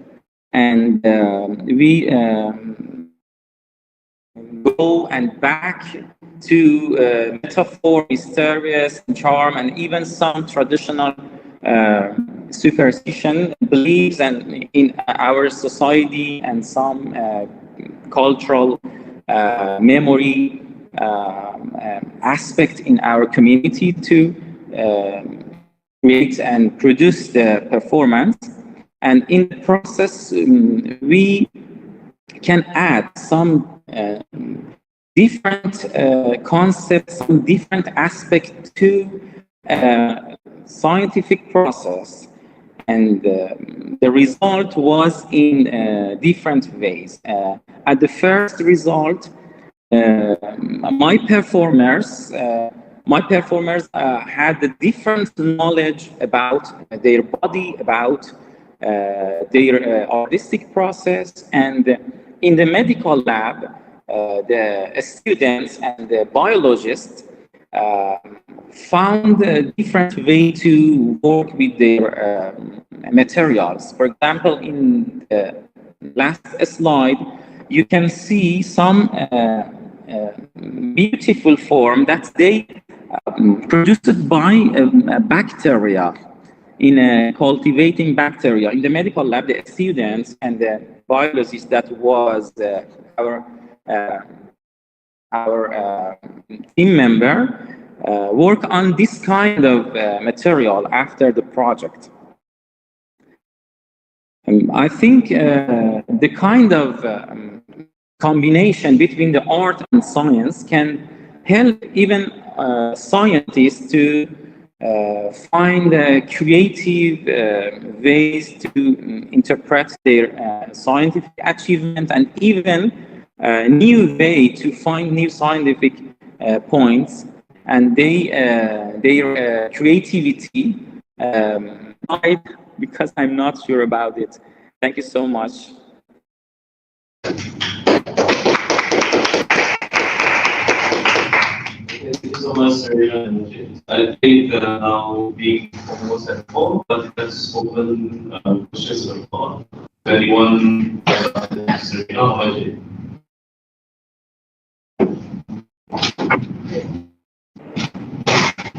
Okay, I have a question for Majid before going to Serena. I'm wondering if the performance of, because the body movement is very important, body cellular movement and performance themselves go through a process of separating what every aspect of your body is doing. It does seem like a new form of self-identification. And I wonder, how does the public receive this? Because at the same time, we have seen how performers responded to the art, how the scientists have responded to the art. I'm wondering if there was any public exhibition and will there be socialization from the public about this self-identification.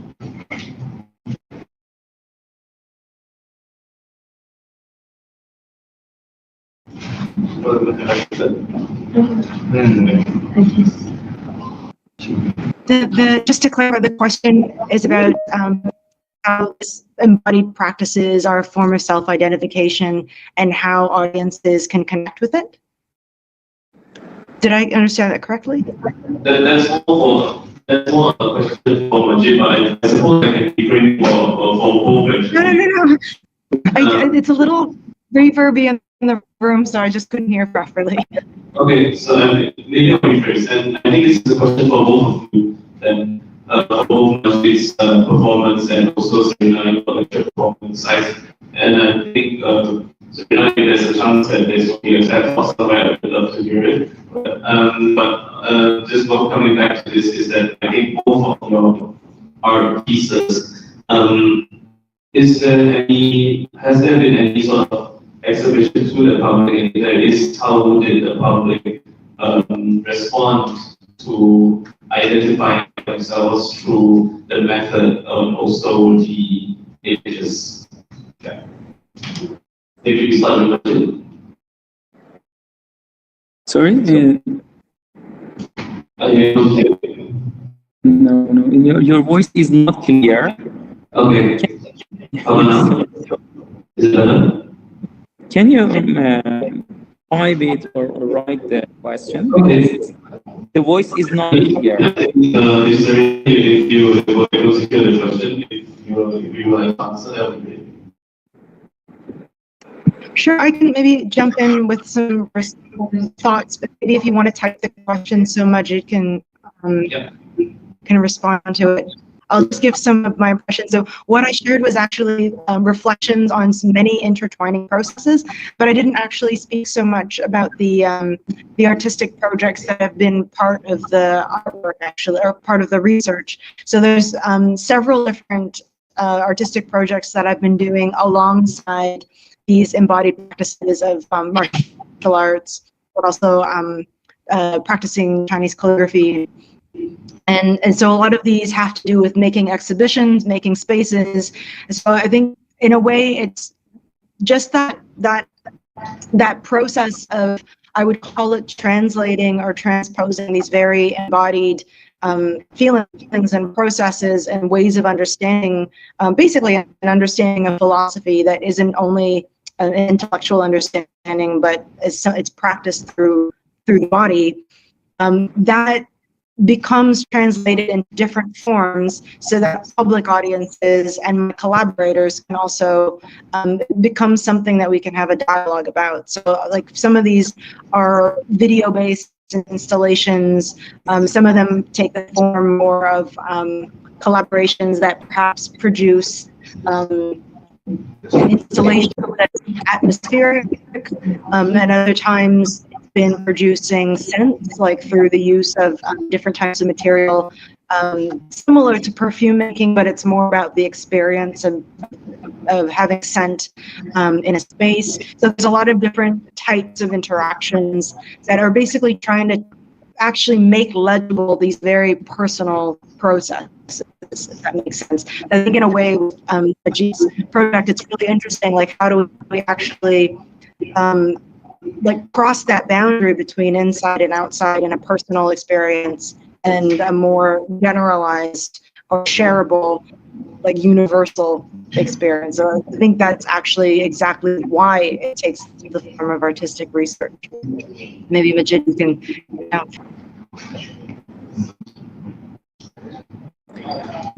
Thank you so much for the question. In response to the question, yes, we had a public exhibition in different, in two parts. We had a exhibition with the picture of the cells, and we had a performance. And in the performance in Tehran in 2020, we designed an experience for some of our audience. Some of our audience, before coming to the hall, we get some cells from their body, from their mouth, and we take the picture under the microscope. Present the picture on the screen in middle of the performance, and they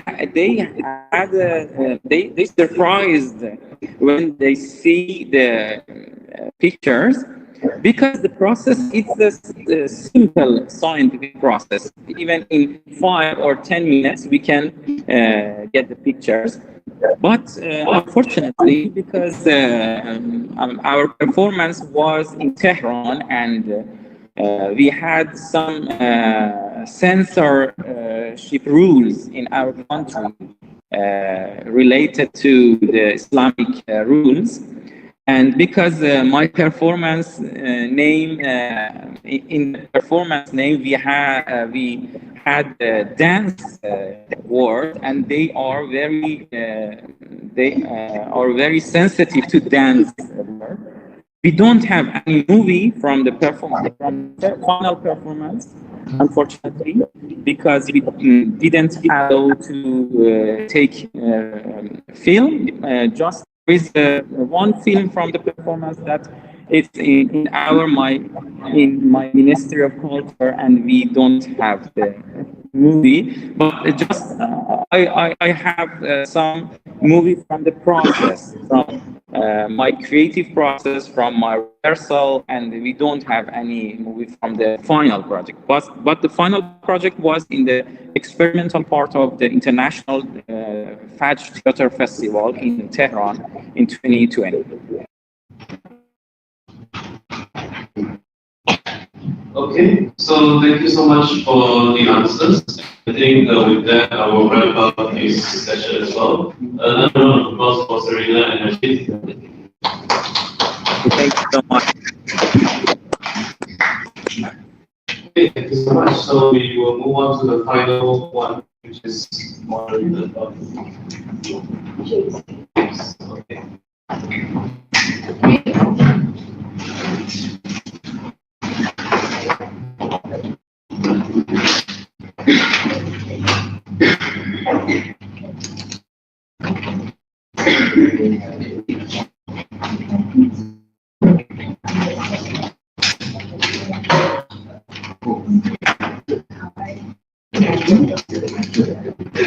So you have my right where I should what I doing here? Yeah, you can actually control it and next there.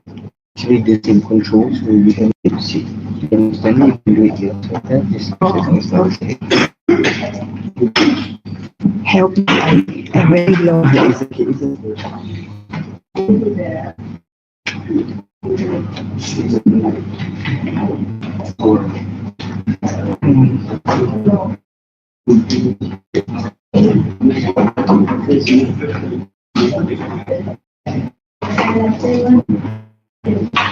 Kasi semua orang ni sekali yang akan yang lagi ke semua semua yang ada yang lagi 3 speaker. Oh yang ke sini semua ada yang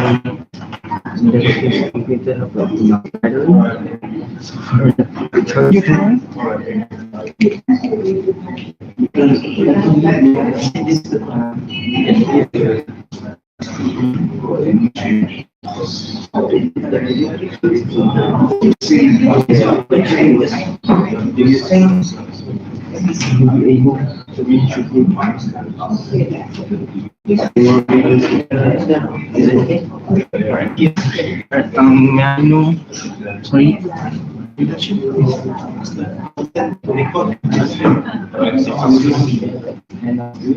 Okay, hi everyone.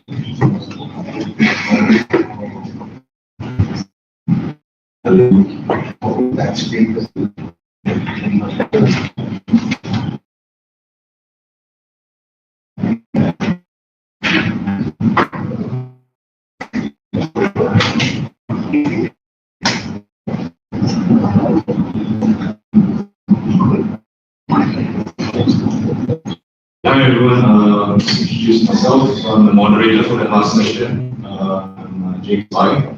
So I'm also one of the heads of the committee for APARN. So welcome. Thank you everyone for coming and participating in our event.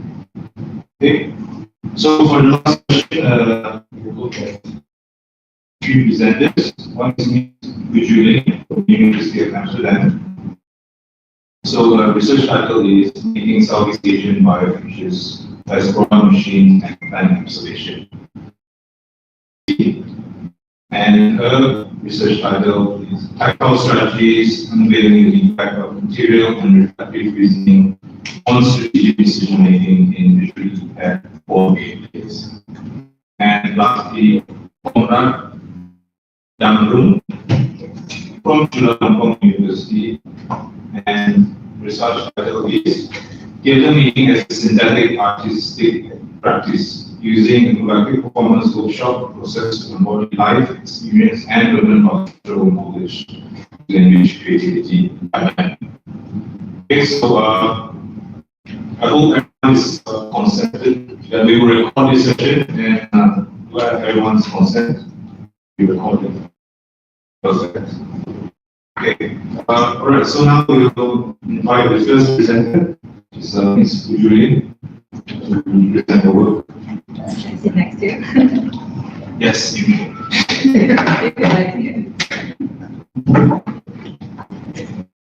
Okay. Hold on till now. It's a long afternoon day. Thanks so much for the coordinating this panel. Such a nice opportunity to dialogue with everyone.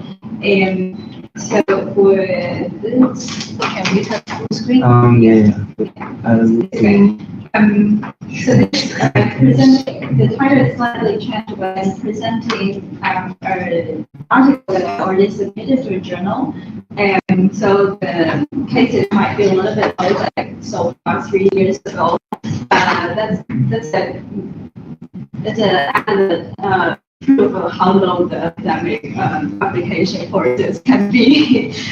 and so in case I don't have time, I would say my argument is to imagine a possible original future. Future imaginaries as such do not apply to original, pure, and undisturbed existence of nature, but rather to the global.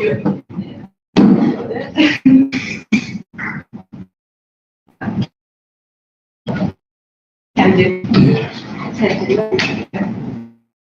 The mechanical overall, the fragments of reinforced imageries are recorded as audio, projected on screens, and stimulated in specific darkness of light, creating a reinforced atmosphere through the resonance of the media.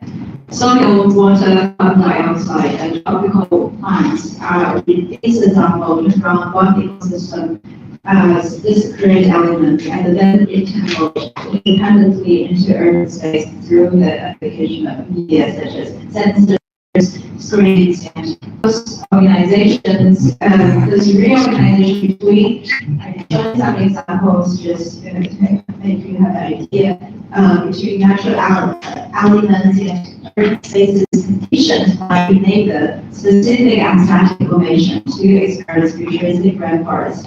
No matter they are in science fiction, speculative work, or urban practices, this element of rainforests are often embedded in the cybernetic dream of technical nature symbiosis, become part of the technological blueprint for future cities under the precise control of flat spaces, temperatures, and oxygen. Meanwhile, the re-example of rainforest elements avoided by technical objects refer to each other across different urban landscapes, create an overall ambience of the tropic whole in the more tactile. The technical objects help smooth out the distinct ecological contexts and environmental histories originally rooted in rainforest elements, while retaining the hybrid rhetoric, which realized fluid and intuitive categories to explore beyond ethnicity, national boundaries, human technology, binaries or just centuries outside the Bible. So I said, in this type of futurism, rainforest is a mixture of the technical and the nature. To fill in the range, to fill in the range of my statement, I first invite you all to immerse in the exhibition room. White leaves, emerald plants, fluorescent light bulbs above the body display. An intentionally dimmed exhibition room equipped with light bulbs.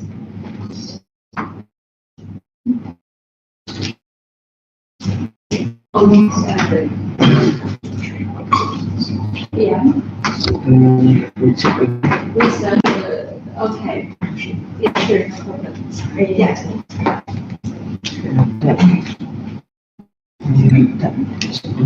Yeah, it's technical difficulty, so solve it. The next unit is some participants of mine can see the screen or something. Yeah.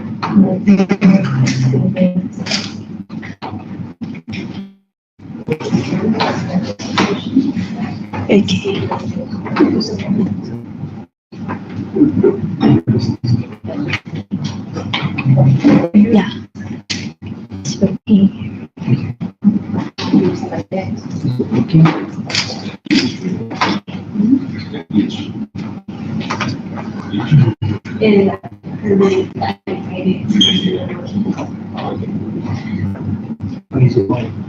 Okay.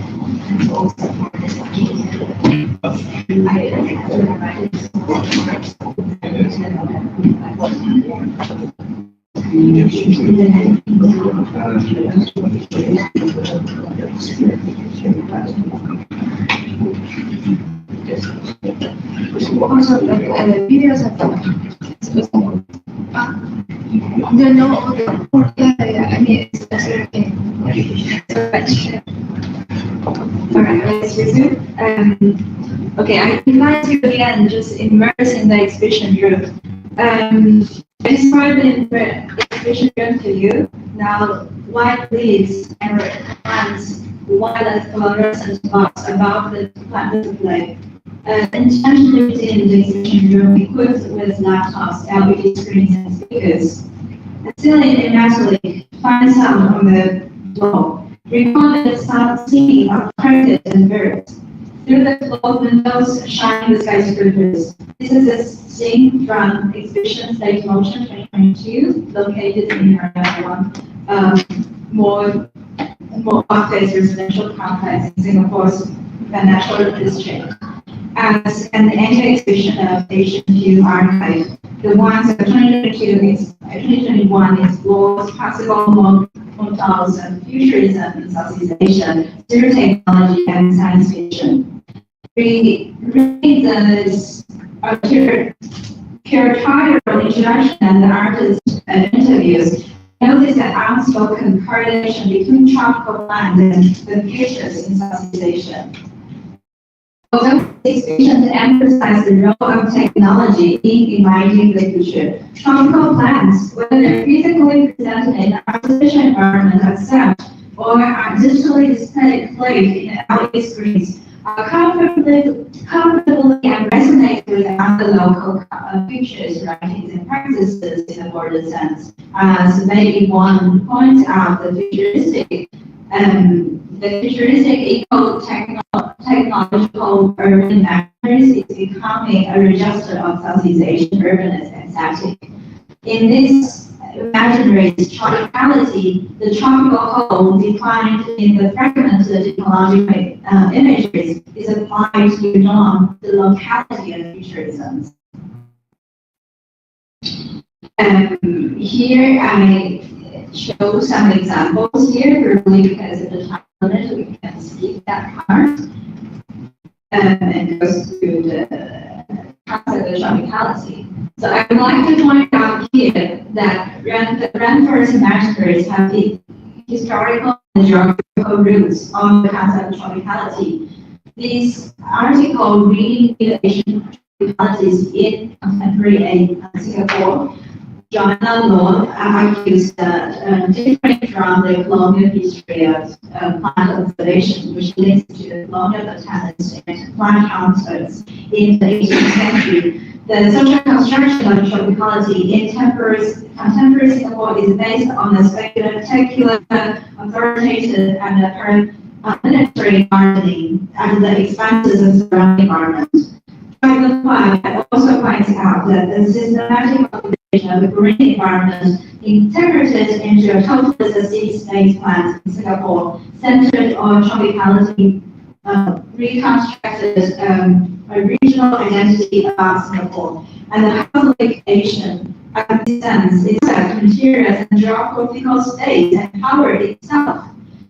The observation provides a starting point for my discussion of the connections between rainforest and futurism, namely that rainforest and imagery in futuristic practices should not be only understood as aesthetic, but necessarily read within the framework of power relations and hierarchies in which plants, people, and ideas flow and reassemble.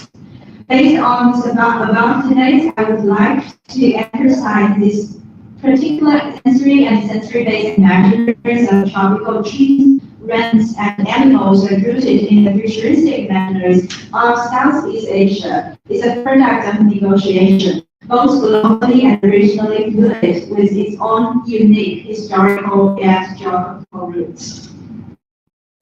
And what Neil hasn't mentioned, I would like to briefly mention, is the urbanizations and climate change in the case. Especially, it's important to remember that urban space, now that Southeast Asia has witnessed more than half of the population's need in urban space, what does it mean by nature, or what it means by rainforest itself, has heavily defined by the urban aesthetics itself. At the same time, we also see the cases like Jakarta, for example, building a massive farm project in order to respond to some of the challenges that we are facing in this human day. So while talking about this Southeast Asian future, I think it's also important that we incorporate this environmental and urban infrastructure development. So there are some cases I would like to show the ecological art around the world. Probably I don't have time to go through everything, but if you also like Teresa Sugar's works, for example, really unnecessary, I believe that I'm very happy to continue this discussion on it. And let's go further in my discussions on the tropical futurism. Especially, I would like to talk about the digital aesthetic part. So the sensation of mechanical oral and its fragmented state corresponds to a particular aesthetic that digital technology attributes to. The materiality of digital technology that used to disparate value to present, to store, and manage information provides a new modality of sensory experience. That the disparateness of formalized is no longer a continuous, simultaneous body experience like our senses, but is axiomatic and arithmetic. That is to say, the digital is formalized through can I go back? Sorry. Yeah, so it is the computational system that cuts in pre-digital, continuous, and generated experience that sequences expressions of countable, separable, and definite facts, transforming together what is the sensible and sensible. As Friedrich Hitler remarked as media technology processes their own historicality and feedback strategies and cannot be reduced to sensory perceptions. Media such as sensors, digital projectors, and speakers that I'm holding now are not neutral information channels, but of course it not restrain a certain way of seeing a series of sensor data. By emphasizing the role of materiality of technology in shaping the aesthetic experience of rappers, I'm able to further examine the reorientation of eco-online exhibitions, exploring the entanglement between art space and the rainforest, with several sub-projects in the form of images, audios, and videos that documented artists' interactions with local arts in Singapore. In doing so, it attempts to reflect on boundaries and interlinking of bodies, nature, and time, and rereading the rainforest as a site for the past futurity and temporality communities. Through among the spotlight of Singapore Art Week 2021, the first task is specifically recommended as the project for futuristic models, which indicates the connections underlying between its revisiting of the rainforest and the speculation of a possible new future. Sub-project aspects consist of 15 soundtracks between 1 to 4 minutes in length. Artists team recorded a series of sound of footsteps, rustling leaves, a wind through the woods, bird songs, cicadas, together with a vocal giving mediated instructions. Which describes what they see, touch, and smells in the rainforest environment at the moment. This 15 soundtracks flows from entering movement, science, memories, and went to constructively sound and mapping certain rhythm. This rhythm can only be realized in the sound design, the carefully designed volumes and sequence. They are not appeared at all the same time. Instead, the sequence of different soundtracks in those short audio pieces that is extracted independently from the environment and then reassembled as the continuous sensory experience, rediscovering the rainforest and other nature ecosystem popular by the various other human agents. So this is moving. So Ken Chen, the curator and the artist of this project, commented that nature, drainage, and tropical rainforests in Singapore are usually examined in the logistics of extraction, analyzing Singapore reconstruction of urban ecologies, water technical identity, and consumers. But this project hopes to catch tropical rainforests in a different light. This different light is a mechanical one. Artist and geographer Savannah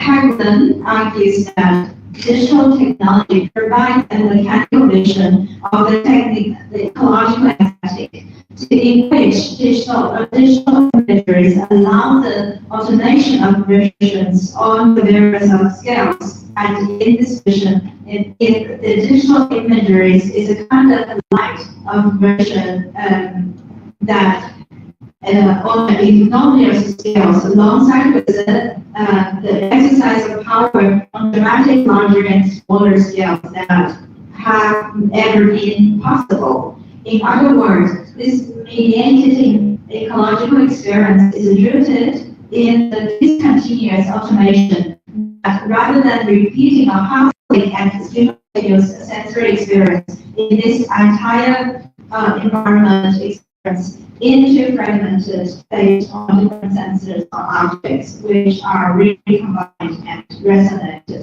to the technical ecology of co-occurring sensations. Abstraction is quite important in my paper. I don't have time to talk about the loose, but I would love to. If you guys are also the Lucian or the lovers, I'm happy to develop the conversation later on. But the last point I want to emphasize, given the shortage of time, is that I'm not reading a single thesis myself, but instead reading a ton of the feeling of a place that in resonance in the urban environment through the lens of ambience. From the exhibition halls, bookstores, screen rooms to public parks, the views afforded by certain technical objects independently provided a futuristic experience where the resonance of this macro environment creates an atmospheric grid of connections.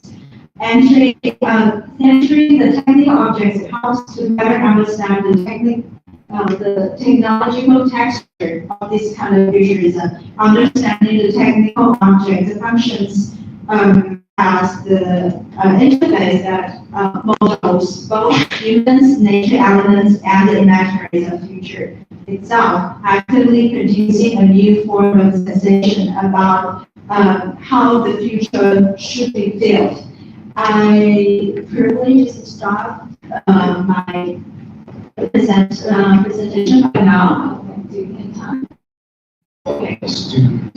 Okay, awesome. So I just give the time to more speakers, and probably we can also later on talk about more in the Q&A section. Thank you so much for attending, and thank you so much. Now I would like to invite Arin and Dani.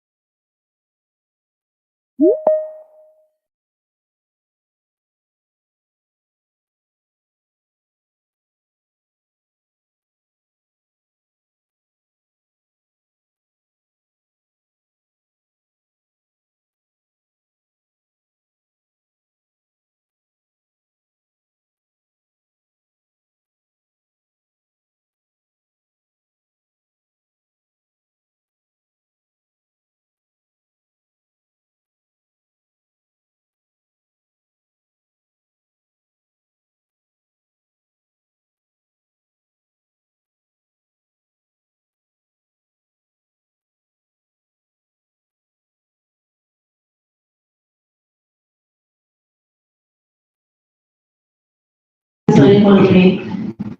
Hello everyone, my name is Anna Adani. I'm from Nusantara University, Jakarta. I am an active board game player and board game creator. Thank you for having me in this opportunity to share my research in progress for inclusive board game creation. This is a piece from my ongoing doctoral research. I hope that's okay with you all that I share my ongoing research. Okay, I shall begin. Okay. Our sense of touch is essential for understanding our environment. From infancy, humans use their hands for two primary functions, acquiring information and manipulating their surroundings. We begin by feeling our way around, exploring and interpreting our environment through touch. When we actively use our hand, our sensory and motor systems influence each other, and that enables us to engage in both exploration and information processing. For example, we learn to associate our mother's warm hand with a sense of safety. We also learn to recognize the texture of the household items. like a fluffy blanket, then feels so soft, and then providing comfort. So touch influence our mental experience. Our early method of getting information from a mental condition are one which uses conceptual knowledge in adulthood. In series of experiments led by Joshua Ackerman in 2010, researchers tested how people's tactile sensibilities affect their social judgment and decisions, even when physical input is unrelated to the mental act. The study found that exposure to objects of different weight, texture, and hardness sends the unconscious yet powerful cues to the brain. These cues trigger the application of associated concepts and on those concepts, not general feelings or unrelated preferences, to unrelated people and situations. For instance, holding a heavy object is metaphorically associated with the concept of seriousness and importance, influencing people's decision making. The heavier the object, the more seriousness people will display it. Like in this image, we will unconsciously become more serious if we help the mental faculty rather than the will faculty. Similarly, rubbing harsh object is associated with concept of difficulty and harshness as well, affecting people's perception of friendliness or hostility towards that object. By manipulating the weight, hardness, and roughness of objects, as objects we are exposed to, the researchers were able to analyze the social judgment and behaviors of the subjects in another context. And then it occurred to me, what if these theses were tested on visually impaired individuals, on sighted people, who have heightened touch senses than sighted people? Visually impaired people rely heavily on tactile information to make sense of the world, making them ideal subjects for study. Do the different weight, texture, and hardness of objects also set unconscious cues to their brains, influencing the judgment and their decision making? Moreover, do the heightened touch senses amplify the effect of those biases? I tested these questions using an action research method employing a board game as data collection tool.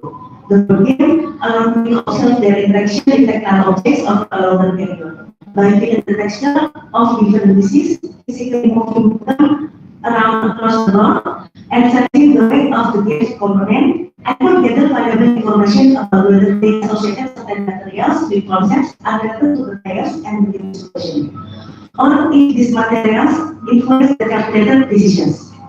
I will analyze what occurred during the playing sessions and plan subsequent steps accordingly. I will conduct 3 playing sessions, reflected between each session, and critically evaluated the playing experience. This included the calibration media components and the direct after effects session evoked by touch. Based on these reflections, I learned the next steps, such as introducing material with various weight, texture, and hardness for them to interact with. I also have some limitations of this research. My participants are all people with heavy visual impaired people with poor vision that still can improve with heavy glasses or hardness. And for the game, I used only one board game title only because the cost reduction, but the game components were modified with Braille to explain the crucial information, ensuring accessibility for visually impaired participants. And then let me tell you about the board game that I use. In this ongoing research, so far, I have conducted 2 of 3 playing sessions with a semi-cooperative game versus decision making. Nemesis is a spy fiction survival horror game featuring hand management and valuable player powers mechanism. In Nemesis, you and your crewmates, whether as team members or opponents, must survive on a ship infested hostile organisms. To win the game, you must complete one of the 2 objectives that appear at the start and return to the Earth in 1 month. You will face numerous obstacles, swarms of aliens, poor physical condition of the ship, the betrayal of other players with other agendas, and many more. The game involves extensive information exchange and negotiations through oral communications. Each player has different roles and goals requiring extract as much information from others as possible. Target and pieces are constantly moved, providing ample opportunities for the tactile interaction with the game components.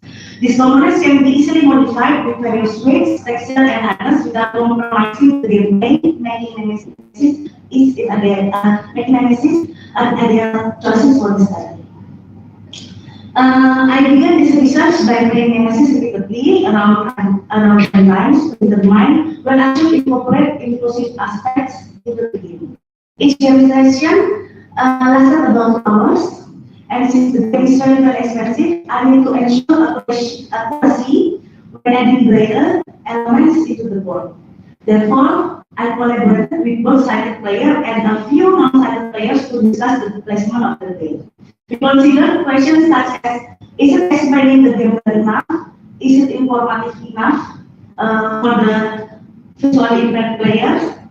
What text do they need not to know constantly on the game components? These insights were gathered from the pilot learning sessions. At some point, I was tempted to switch to a simpler or more colorful games because color is a crucial aspect of inclusive game design in board games. However, other board games did not offer the same complexity in decision making as Nemesis. Therefore, I decided to stick with Nemesis for research despite the temptation of choosing different board games. And then, from the 2 play sessions conducted so far, around 200 grams, and they are significantly heavier than the original player statue. I also tried to add weight to the player statue by attaching a big magnet to the bottom. The weight of the magnet is around 100 grams. The visually impaired players express significant differences in the level of concern regarding this case of weight. And then I tried to modify the cardboard spaceship or shuttle components into a real 3D print airplanes. This is significantly changing the gameplay because I didn't expect that there were some difficulties about the spatial and the freedom of movement. The airplane then was constantly fall down. Instead of the attempt, I didn't use it at all. And then the most extreme modification that I was faced in this game is the cardboard game was based into a fully printed board game base. With a 3D model from the game community and the gameplay would significantly become more serious mode. Everyone is sitting straight all the time when they are playing this heavy 3D printed model, and the conversation becomes significantly louder than the first round. And then this that I noticed most is that participants consistently associated heavier and larger game pieces with more significant, critical, and urgent objectives that needed to be completed as quickly as possible. This influenced their strategic choices, often prioritizing actions involvement with pieces. They unconsciously became more panicked when they are touched with the game pieces and unconsciously thinking harder and faster to finish the game or to make their character safe, even though there's no event going on. In the Nemesis game, the basic game settings are designed to distinguish between enemies with low difficulty levels, which are small in size, and enemies with higher difficulty, which are the largest in size. Over the course of the sessions, participants develop adaptive strategies that leverage their heightened tactile sensitivity. These strategies include using the pressure and weight of the pieces to guide the set of the game and ready the action of other players, showcasing their ability to integrate tactile information into complex decision-making process. Even though in this game, small pieces actually indicate more dangers, like a memory, the participants did not show concern on the quantity of the game pieces. Instead, they focus more on the heavier and the larger game pieces. Then I also found that the piece with the rounder, rougher texture, pointy edge, or greater hardness were frequently associated with difficulty or dangers. This led to a cautious approach with dealing with these components affecting the overall gameplay dynamics. For example, the iron edge in this picture serves the of the open edge. However, in the second session, they exhibited dilemmas when matching the open X with point X. Okay, so far, these are the only things that I could share. These initial findings suggest that tactile information significantly influence the decision-making and social interaction of visually impaired data in a working setting. The final section of this research will further explore these dynamics, providing a more comprehensive understanding of how tactile cues impact well-being and experience. Thank you.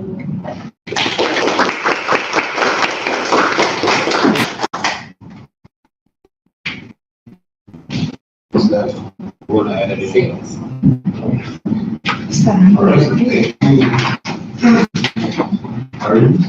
And how about we find formula? You pronounce it right. It's correct. Wow, thank you. Not sure. Okay. Thank you, APARN and committee, for having me join this conference. Basically, I have 32 slides.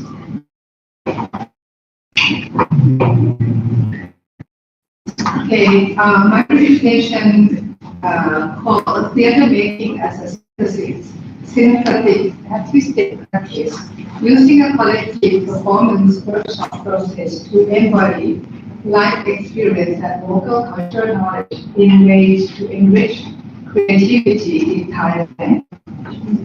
I have to do anything? Click this one. I'm really good in technology. I'm sorry. Okay. Theater making is a synthetic collective art work of assemblage. Many kinds of art merge together in the theater process. Theater practitioners include actors, directors, playwrights, dramaturgs, performance design, stage manager, production house, and producers that has to deal with budget and publicity and audience outreach. Production's outcome depends on the coordinated work of the whole theatrical collective. Theater production is a synthetic, collaborative, and creative activity. Synthesizing Thai cultural diversity through theater based on ongoing creative practice research project. My research project titled Developing Innovation Facility. Developing innovation through theater practice and local contemporary knowledge for diversifying and enriching creative Thailand. The funder is government organization called Program Management Unit for Human Resource and Institutional Development Research and Innovation. The nickname is PNUE. Now I am getting into the end of the first year. This research planned for 3 years project to develop a network of creative people across Thailand. They can use theater practice to embody and perform life experience and local knowledge in diverse forms of creative performance.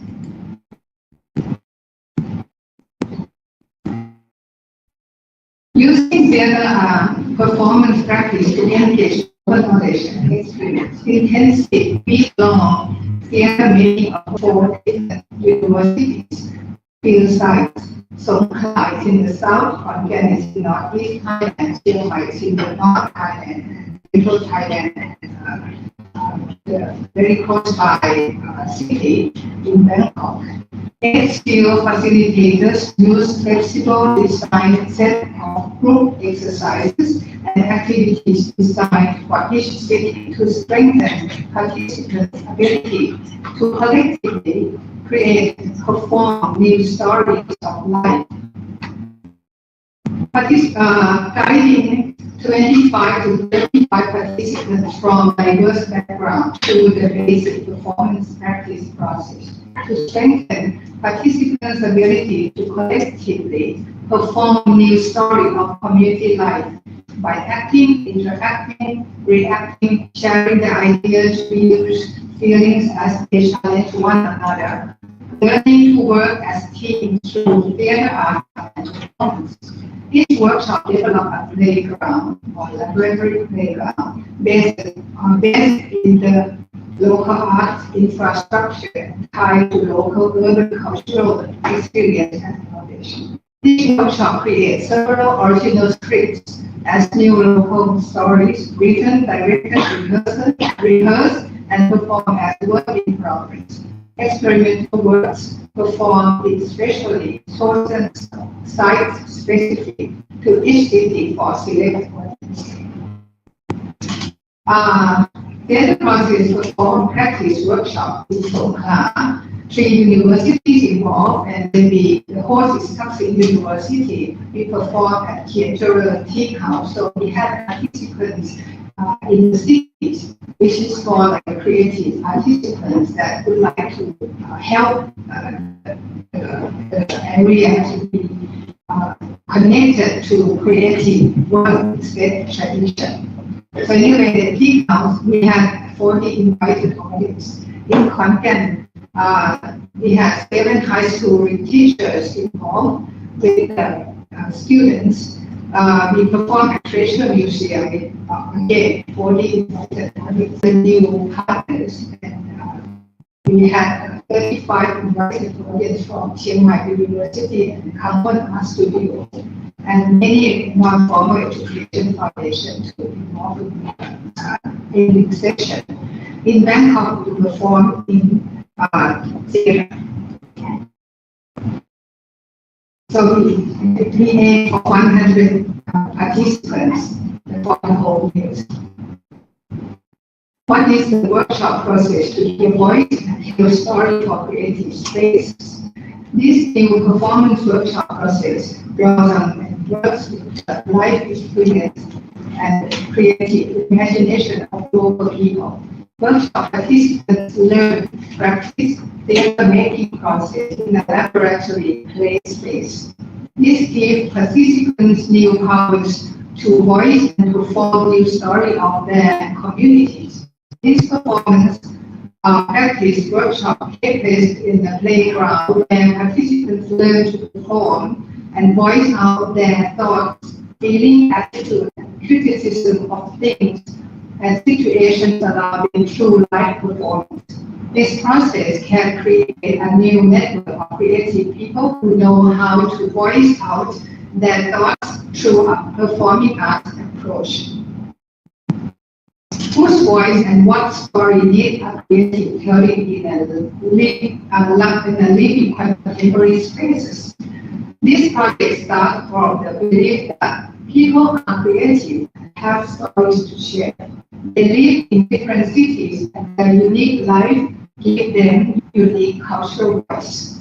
What people need are platforms or playgrounds to give them chances to develop stories that matter to them. These playgrounds work through a workshop based on performance practice. Engaging life experience and local knowledge to share with others, voicing ignored and hidden things that remain important. This project used to design theatre games and activities to help participants to express, share, and perform something valuable but negative in their local urban experience and life. What kind of story is important to hear that has not been spoken? What is unheard but is need of being heard? Which local urban stories should be heard? Let go to make people aware of something unique in the community and so should share it to others. What happened in the southern region workshop hosted at Thaksin University in Songkhla? We had 3 stories. Written as a devising theatre. I share one with you. Southern Voice and Songkhla. Tea Room. We had 3 stories, but I would like to share Tea Room. Reflection from local arts practitioners toward changing society into the tourist hotspot, and all population tea room culture study. How can we connect to the new generation who wants to change it into something more like to the new world we live in? These voices from Northeastern Thailand workshop from Khon University for high school teachers and theater and media art students.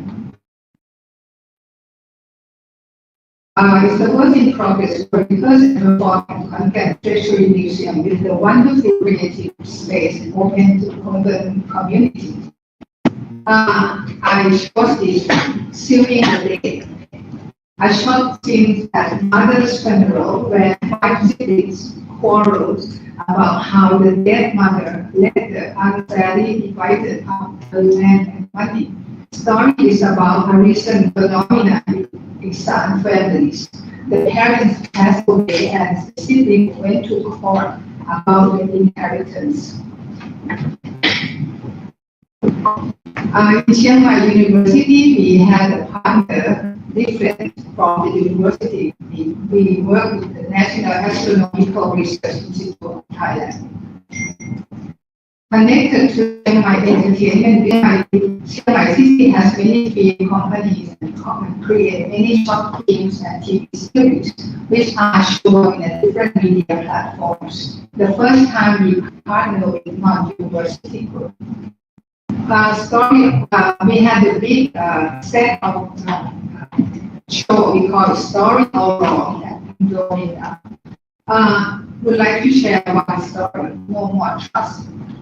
We deal with very young participants. They are from 13 years old to 18 years old. No More Trust, a short script and performance by a young group derived from manga series and a dark film about healing in the family and among friends. It is Thailand has not so much hope. So we have a very dark kind of performance from the young people.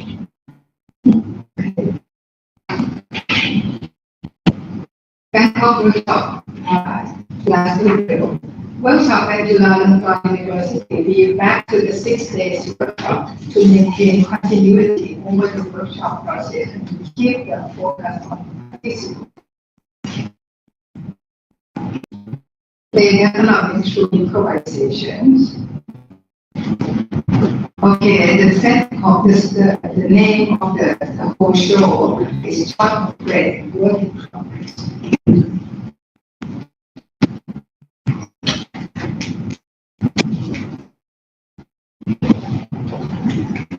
So we deal with family and family love in the family between husband and wife, and also agenda of LGBTQ, and also the religion of the religion of Buddhist monk in the community.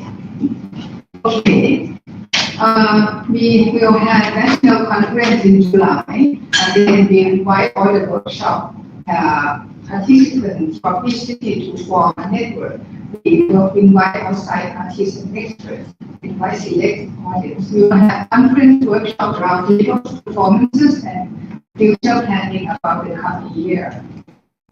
I have 2 more slides. Theater making as synthetic artistic practice depends on an infrastructure or ecosystem. Synthetic creativity of theater making doesn't happen by accident or without collective repeated effort.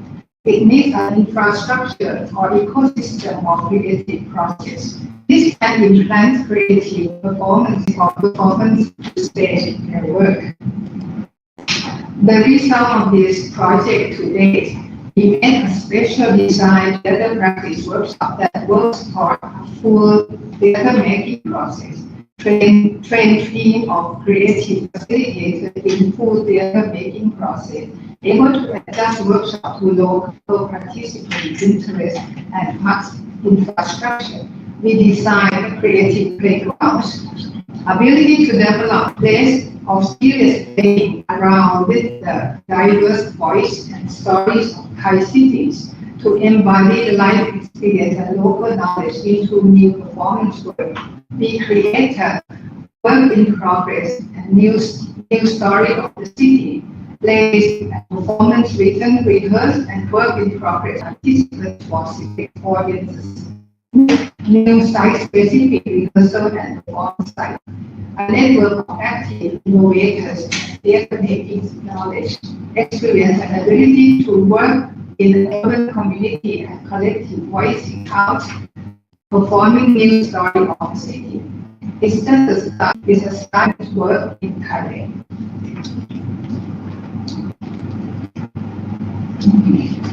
Thanks.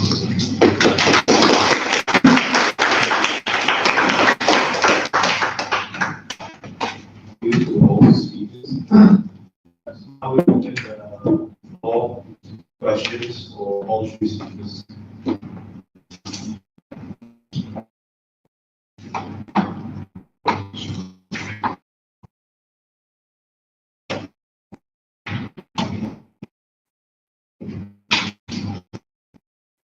Anyone? Any questions?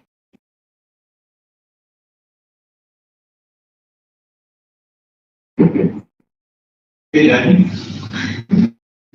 Maybe we question for you just in relation to the non-university partner who you worked with, an entertainment company. How does could you describe a little bit about I guess,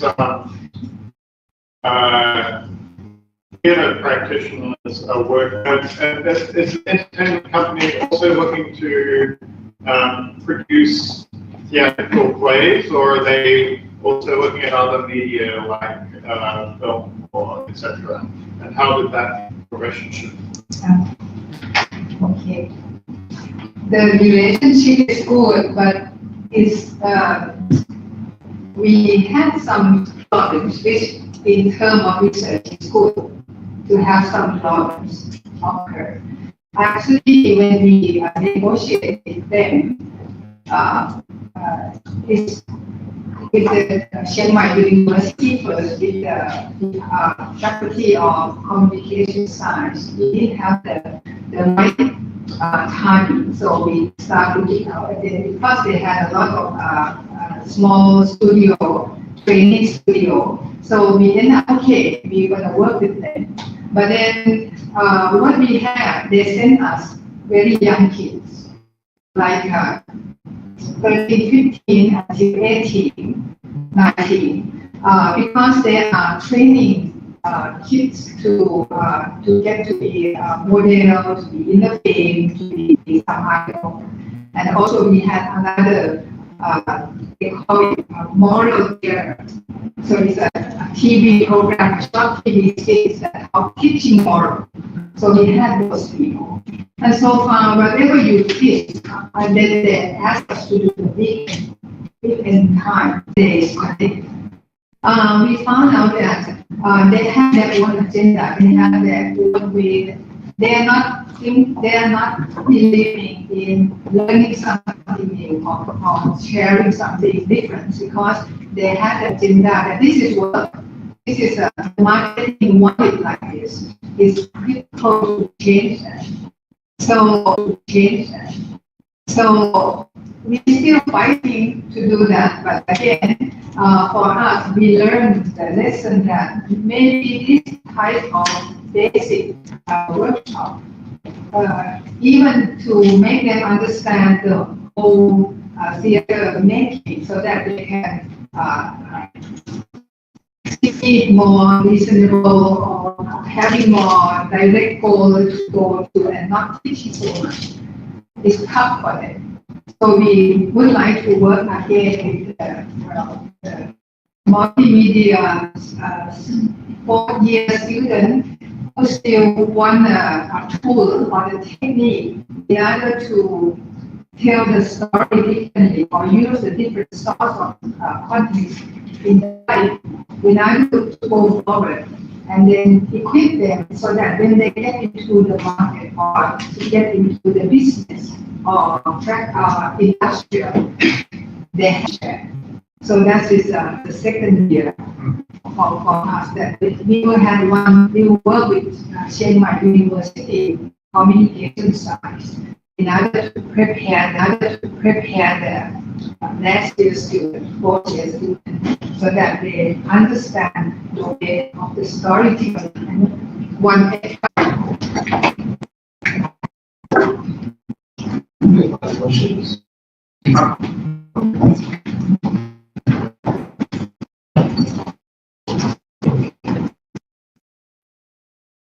Okay, so let's move on to this one topic.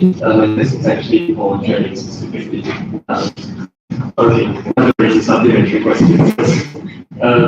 Because I mean, in your case, relating very much at artist practitioners, the idea of technicality, but I think just when mentioned, the way that we both can use the branding architecture, that's all. I'm curious whether you can in from other disciplines and whether or not they are solved by again writing conservation, how to think about nature, rainforest, that's all. But it's only have those sorts of interactions. Yeah, I think I have a very clear answer to your question, which is good. Thanks so much. So instead of talking about architecture and instead of talking about conservation, actually, my method is working as a method to talk about urban experiences in technology. And especially, I was just talking to James about it, like the more I work on this project, I realize it's very Singapore specific project instead of Southeast Asia as a whole. So I think it's very important to incorporate working in a Singapore city, like how the experience, like how our bodies encounter with this like tropical experience in the condition, and all the roads and all the buildings are built in a certain way in order to make space for the greens and in order to make us feel the fragrance of certain flower. As you know, that in Singapore, like even the road, which type of species plant in the road has a huge database in control. So in developing this project, I think combining those two, like the topology talk about in architecture and tropicality talk about in conservation, I think my method is combining in working and in talking about urban experiences in Singapore.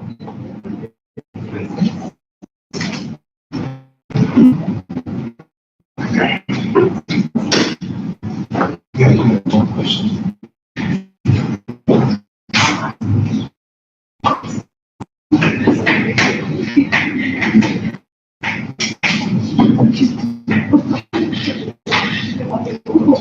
I have a question for Ari.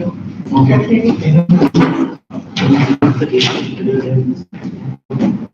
to use microphone or so my question for Aaron is how upstairs in the future we consider including the experience of inspiration. So we can right now you're using weights, right? Making small a texture, right? Rough and soft. Right? So maybe the inspiration. Thank you. Excuse me,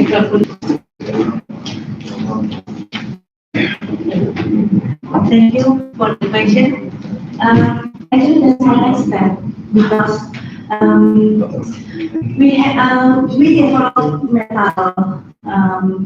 metal charms that we can heat through the fire, and then we can jump down into the freezing water. But our fingers are very sensitive, and so I've been very careful to use temperature. There was research that use temperatures as the ways to find that, and then the fingers of the participants are red, swelling, and it causes problem in Indonesia. So I've been very careful to conduct research with other brothers, but in the future is unrealistic. Thank you.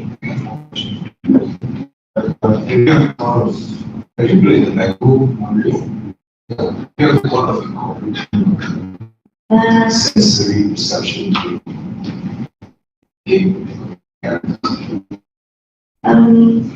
Language is very harsh texture, and then when you play too long, your fingers will be losing the senses.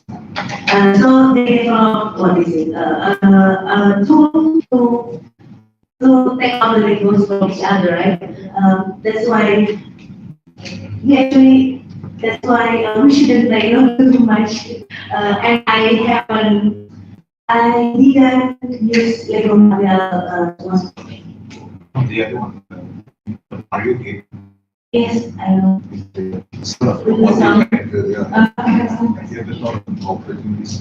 What takes? Yeah, it more appropriate with sounds. I try not to use any other modalities at the touch. But thank you everyone. We have come to the end of our one.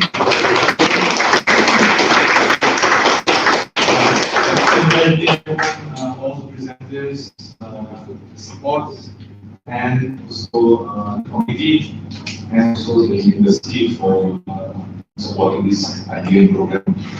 Okay, so yeah, thank you everyone, and hope that next year we will be together again. Yeah. Okay, okay, now then we have a photo session. Right? So, like everyone here in the room, move to the back. You can have a photo with the participants online as well.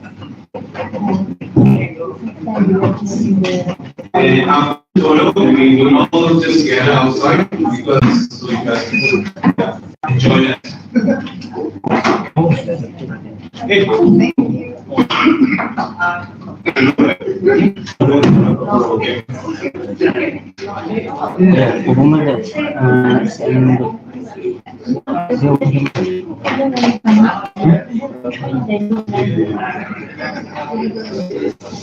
What about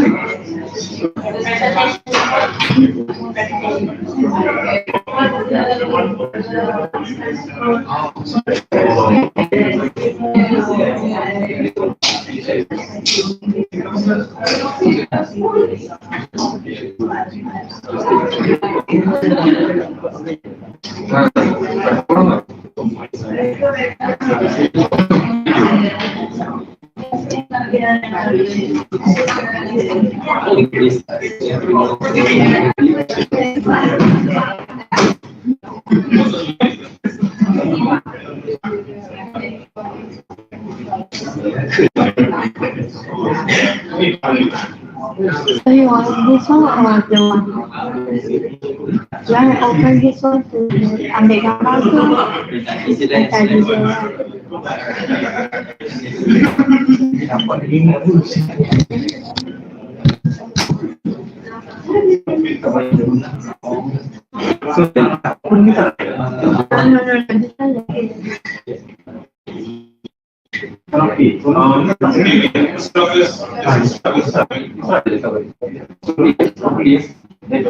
some of these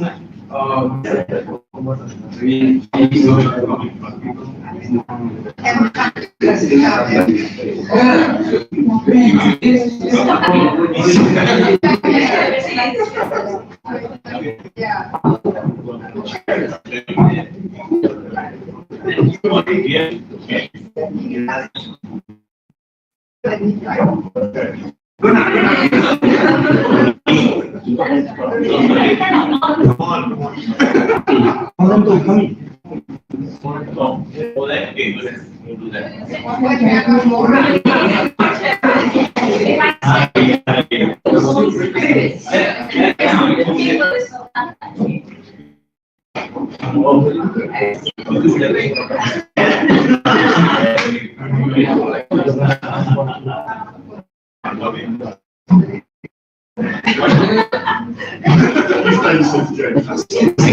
you so much for all your help, guys. Thank you.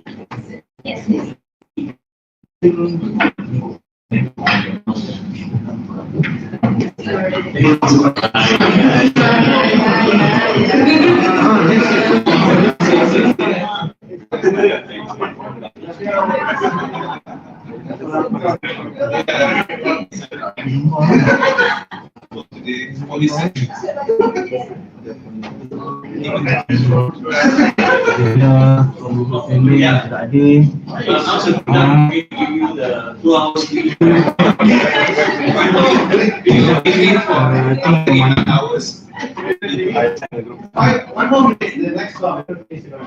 Okay.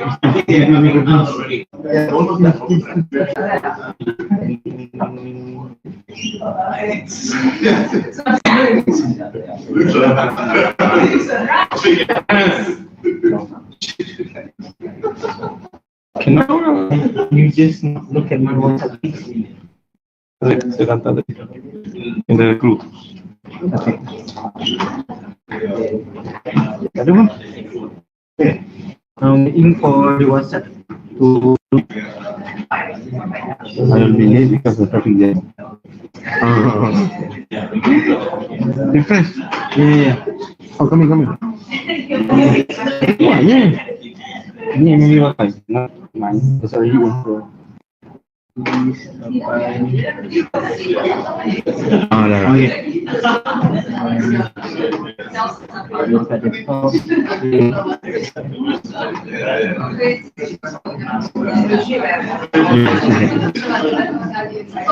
You buka.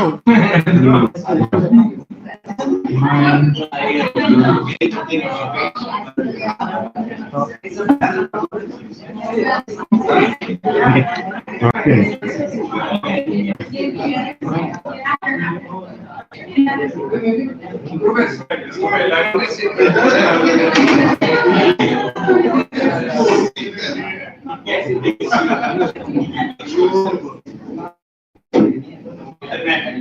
Yeah, okay. I think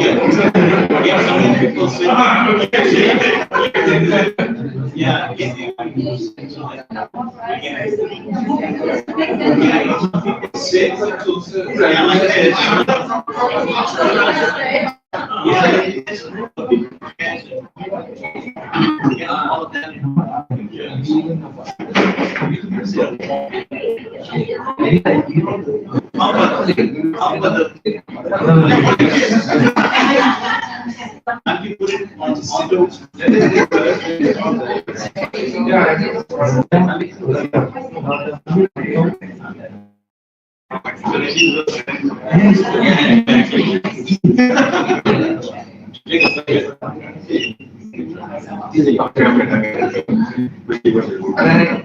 One, two, three. Another one. 1, 2, 3. Okay, this time. Okay, smile. 1, 2, 3. 1, 2, 3.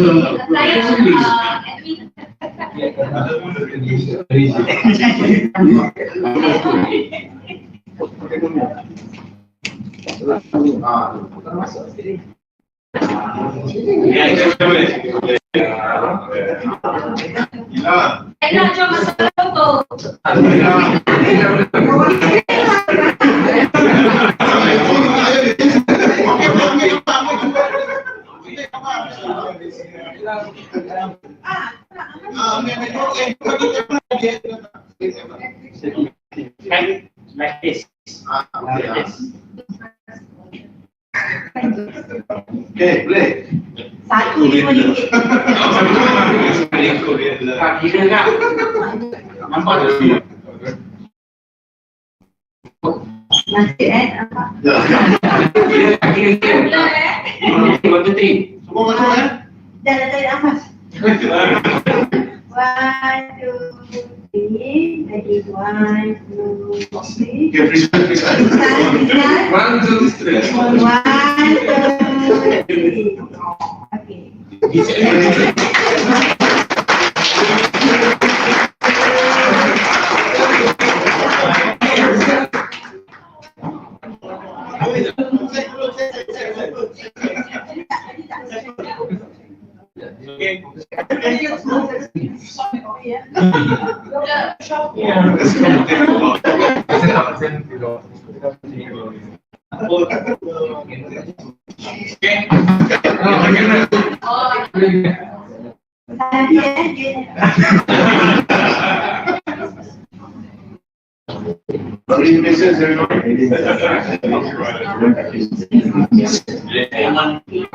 Learn how to make your brain think. I can help you.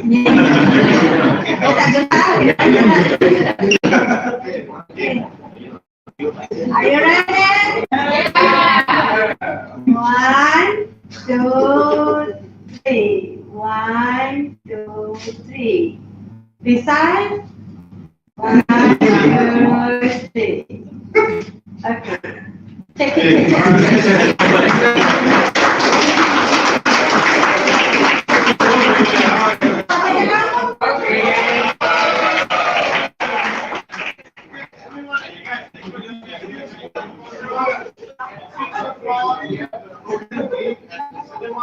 We have a performance, the sampling by some of our academics. Now we will go to one more.